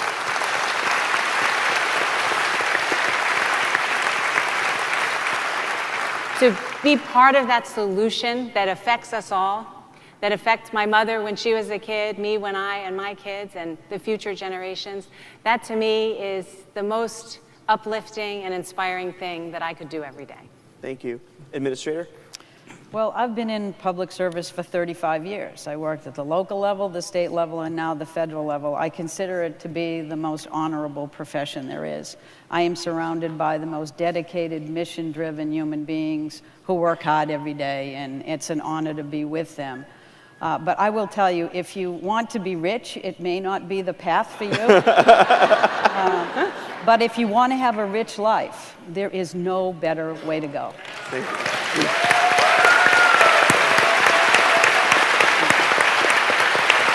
I think that is a great place to end our conversation, and I'll close with something I said at the start, which is just look at the power in this room, and a call to action is just to remember, we have to keep showing up in rooms like these, but also engaging with our federal officials at a national level and in the places where you live. So please join me in thanking them for their service and for being here today.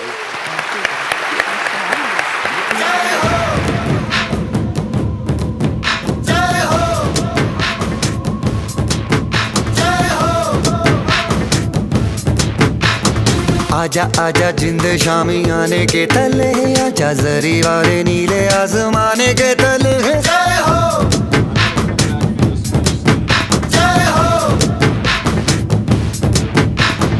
आजा आजा जिंद शामी आने के तले, आजा जरी वाले नीले आसमाने के तले। 7,000 years ago, the first really oceanic people came out of China. And it came out of Taiwan. Then you get to Polynesia, this oceanic country bounded by Hawaii in the north and New Zealand in the southwest and Rapa Nui in the east. 10 million square miles, bigger than Russia. And it was discovered by these extraordinary people. They were really the astronauts of our ancestors. They were the greatest explorers on the face of the earth. Unaided by modern instruments, these extraordinary explorers discovered and settled every livable landmass in the Pacific, relying solely on a complex understanding of the stars, the winds, the waves, and other cues from nature. Guided by this traditional wisdom and perspective, Hawaiians mastered the science of living sustainably on islands. Western expansion, however, brought not only new ways of seafaring, but a shift in perspective on how to interact with the natural environment. Eventually, traditional practices and worldviews were nearly forgotten. But a group of determined individuals got together in the 1970s to resurrect indigenous wisdom by building a traditional canoe and sailing it in the way of the ancestors. Hokule'a's first voyage to Tahiti reawakened a cultural pride, identity, and an intimate connection to place.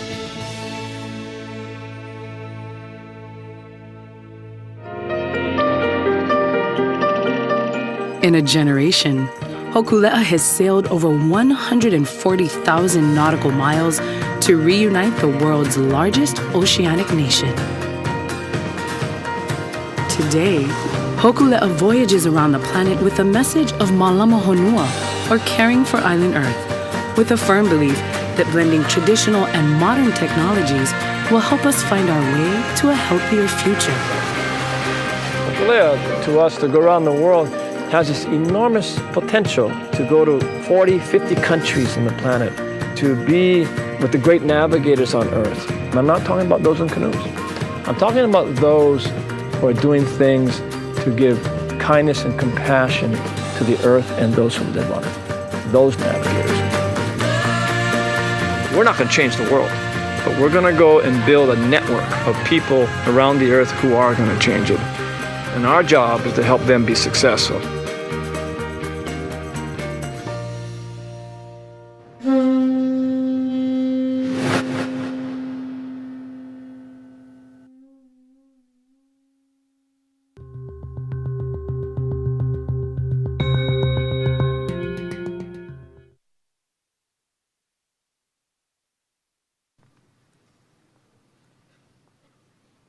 Wonderful.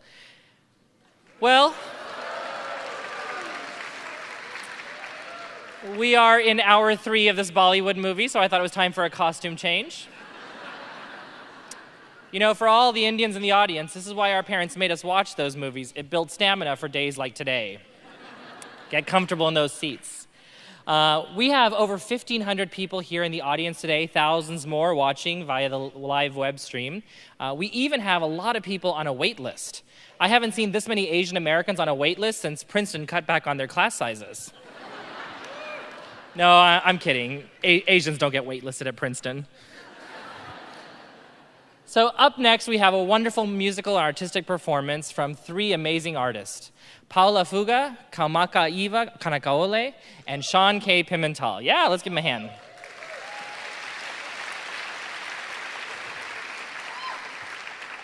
Through a fusion of soul and jazz-inspired lyrics, the native Hawaiian language, and traditional instruments, Paula Fuga tries to carry the voice of the Hawaiian people.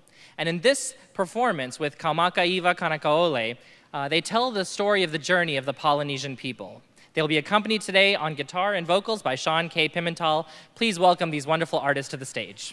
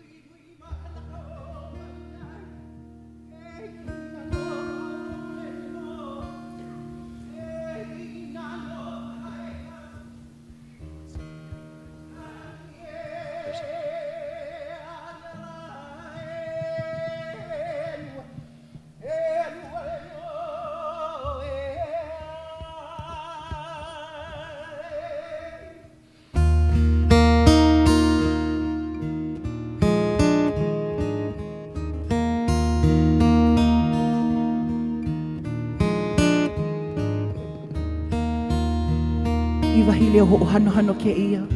No ko kākou wahi hulu kupuna. We must always honor our ancestors first, and this is our gift to them.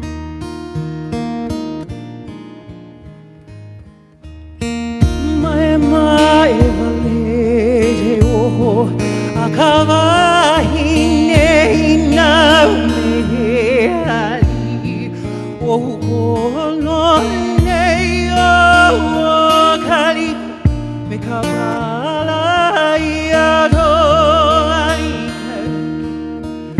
Tamana kulana I te umoi o ke ali tu eva ai no huna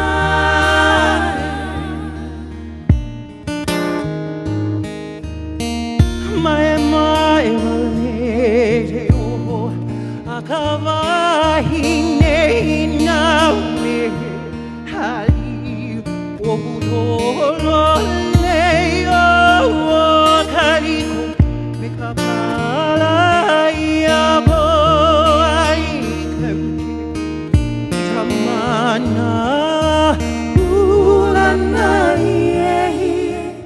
I te umoi o ke ali tu eva ai no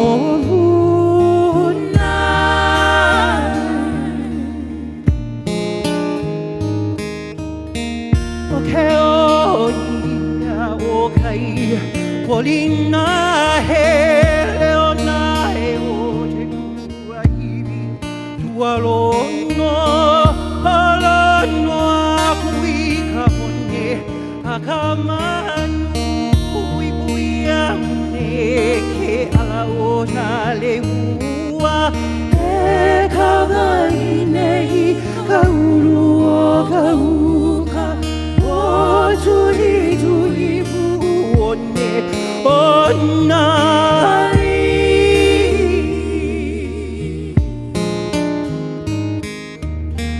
o ke o ia o tai polina he leona he o te tua iwi ua lono halano a kui ka hone a ka I pui a me te ala o ka lehua e ka vai nei ka ulu o ka uka o tuhi tuhi puone o nari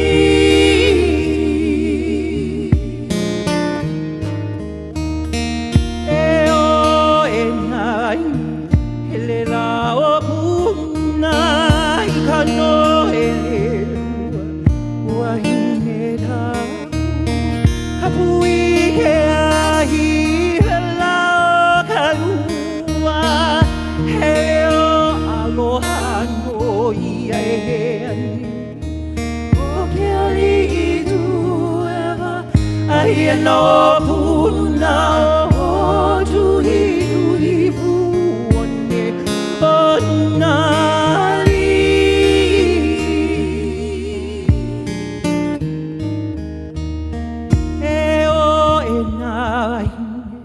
Hele la o puna I ka no ele hua o aine tapu Kapui ke ahi la o ka lua Hele o aloha no ia e he anei O ke ali I tu eva Ai no puna o tuhi tuhi puone o nari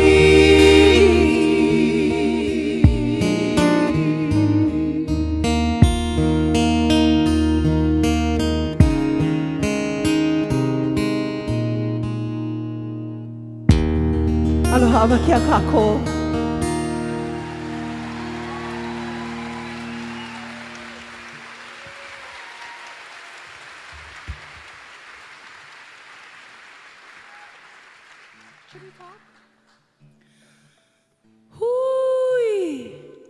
Aloha awa ke a kākou o wau hoi ke ia o kaumaka iwa kanaka ole o ka umauahi hoa no hoi ke ia puukani o Palafunga, Laua o Sean ke Kua Pimentel.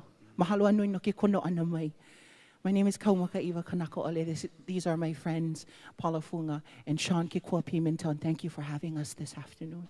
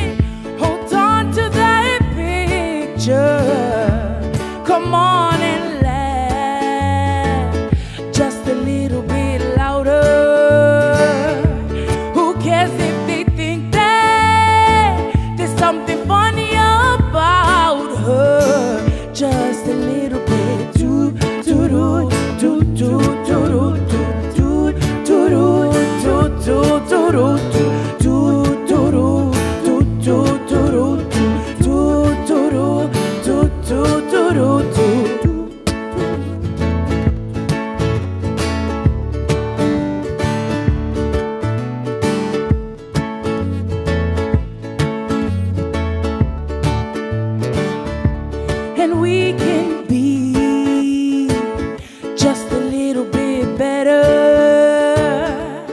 better than yesterday, and even better tomorrow.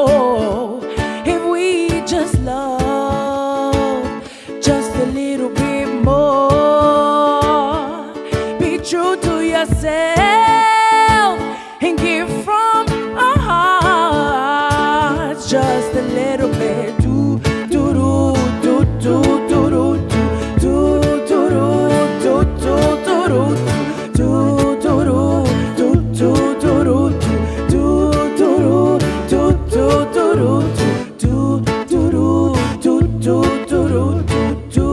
do do just a little bit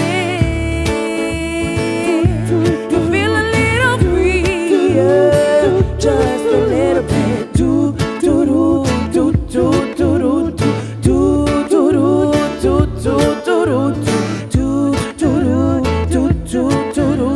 do do do just a little bit.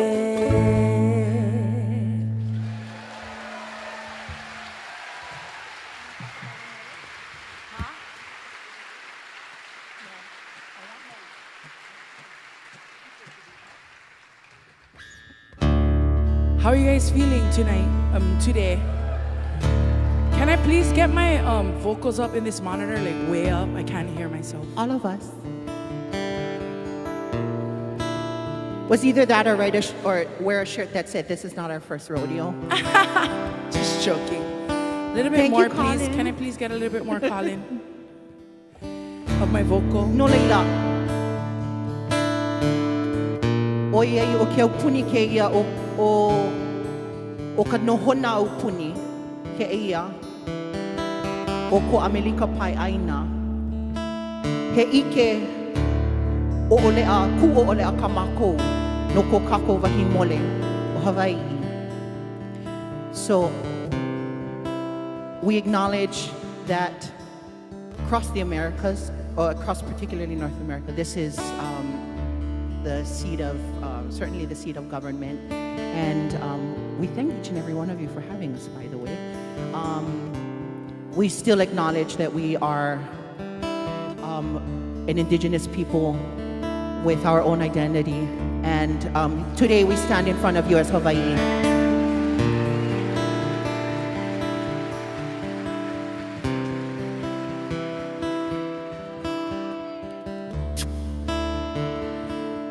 This song was composed by my cousin Miki Iowane at a time when there was, during Hokule'a's first voyages, there came a rising, an uprising within our people to want to embrace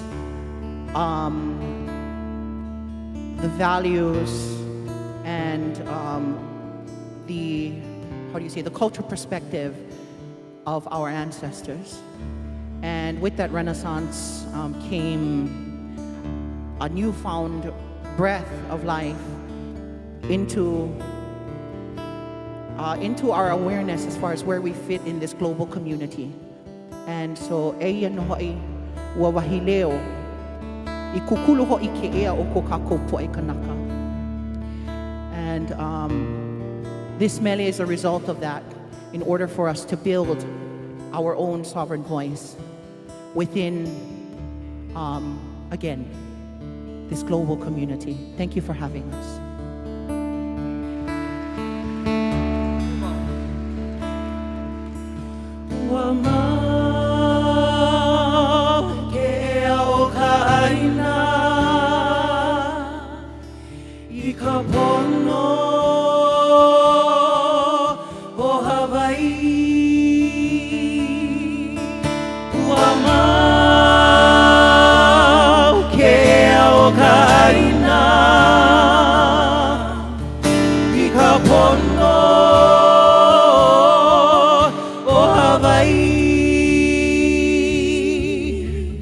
Just for a day, our king and queen could visit all our islands and saw everything.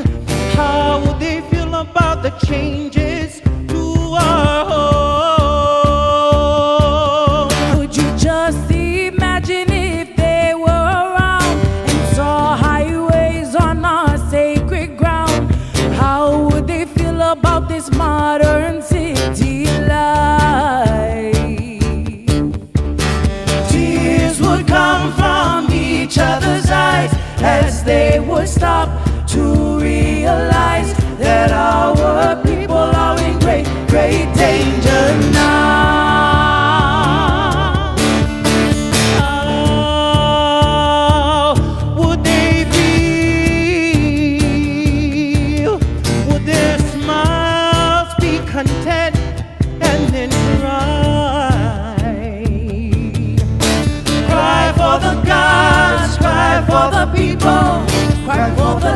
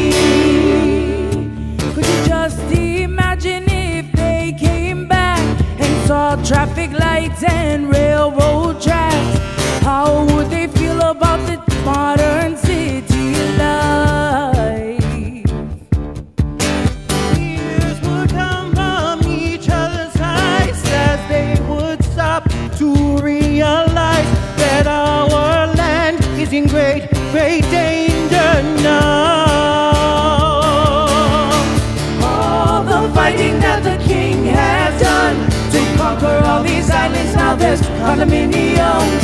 How would they feel about this song? Hawaii, how would they feel? Would they smile, be content, then cry? Cry for the gods, cry for the people, cry for the land that was taken away, and then yet you'll find Hawaii. Wamau ke ao kaina, ikapono o Hawaii. Wamau ke ao kaina, ikapono o Hawaii. Wamau ke ao kaina, ikapono o Hawaii. Wamau ke ao kaina, ikapono o Hawaii. Kukia i mauna. That it is through the identity of our land and the reverberation of our place that we maintain the sovereignty of our spirits, of our people, and of our cultures. Ke ao kaina, ikapono o Hawaii.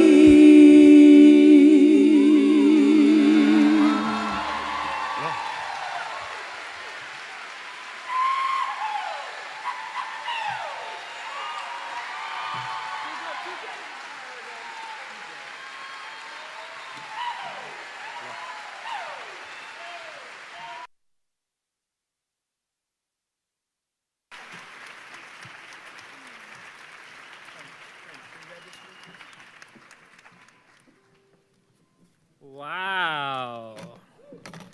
Lord of us all, thank you for putting me in the same category as Pacific Islanders. This is amazing. A big mahalo to Paula, Kaumakaiva, and Deshawn. And if you are interested in learning more about their journey, Paula and Kaumakaiva will be leading one of the brown bag sessions over lunch. And they will be joined by a few other artists who will be joining us in this afternoon's program, including Philip Tyag from Jabberwockies and Sunny Jane from the band Red Bharat. And that session will be moderated by Dr. Conrad Ng from the Smithsonian's Asian Pacific American Center. So how's everyone doing? Can I get some lights in the house? Can I see your faces? All right, you're hanging in there? We're going to take a break for lunch now. So for those of you who are watching on the live stream, this is a time to take a shower, make a grilled cheese. We'll catch you at 3 o'clock. But for those of you here in the audience, I have some instructions, so stay seated for just a minute because it's a little bit complicated. So what we're going to do is everybody's going to walk out of this building through the back doors there and go to my left to the Marvin Center, which is right next door, and you're going to enter on the 21st Street entrance. Now, in your program books on page 6, everyone turn to page 6, you're going to decide where you're going to go for your roundtable session, and that will determine where you pick up your lunch. So basically, you're going to go to either the first, the third, or the fourth floor of the Marvin Center, and based on which roundtable you're attending, that's where you're going to pick up lunch. Now, the exception is for us vegetarians. Where are my vegetarians at? Raise your protein-deficient hands high, show how strong you are. All right, let the vegetarians go first, please. Your food, vegetarians, will be in the Columbian Room on the first floor of the Marvin Center, and that also applies to anybody with special dietary needs. Now, if any of this is confusing or you have questions, there are staff and volunteers from the initiative. They're wearing blue badges and credentials. They're all over the place. They can help you out. Now, during lunch, we want you to make the most of this time to do some networking, talk to your fellow audience members, get to know each other. You know, I like to think of Heritage Month as a really efficient time to get business done. So everybody who's calling me for coffee or for lunch meetings, don't make me jittery and fat. Come meet me at Heritage Month and we'll get some business done here today. A few more notes before I let you go. On the back page of your program, There's something called Social Media Bingo. We urge you to play this. It's a lot of fun. And we will be announcing the winners at the closing program. There's also going to be agency tabling going on in the Columbian Square on the first floor. There are representatives from 15 federal agencies. So if what you heard in the earlier panels inspired you to get active with the initiative and with what we're doing, then please talk to some of these agency reps about the incredible work going on in their agencies. And most of all, I want you to make the most of your time here. Network, attend the roundtable sessions, and at 1 o'clock, we will have breakout sessions. So please show up on time for those. I'm going to meet you back here at 3 o'clock for more fun, more costume changes, and more amazing artistic performances. And enjoy your afternoon. I'll see you back here at 3 o'clock. Bye, everybody.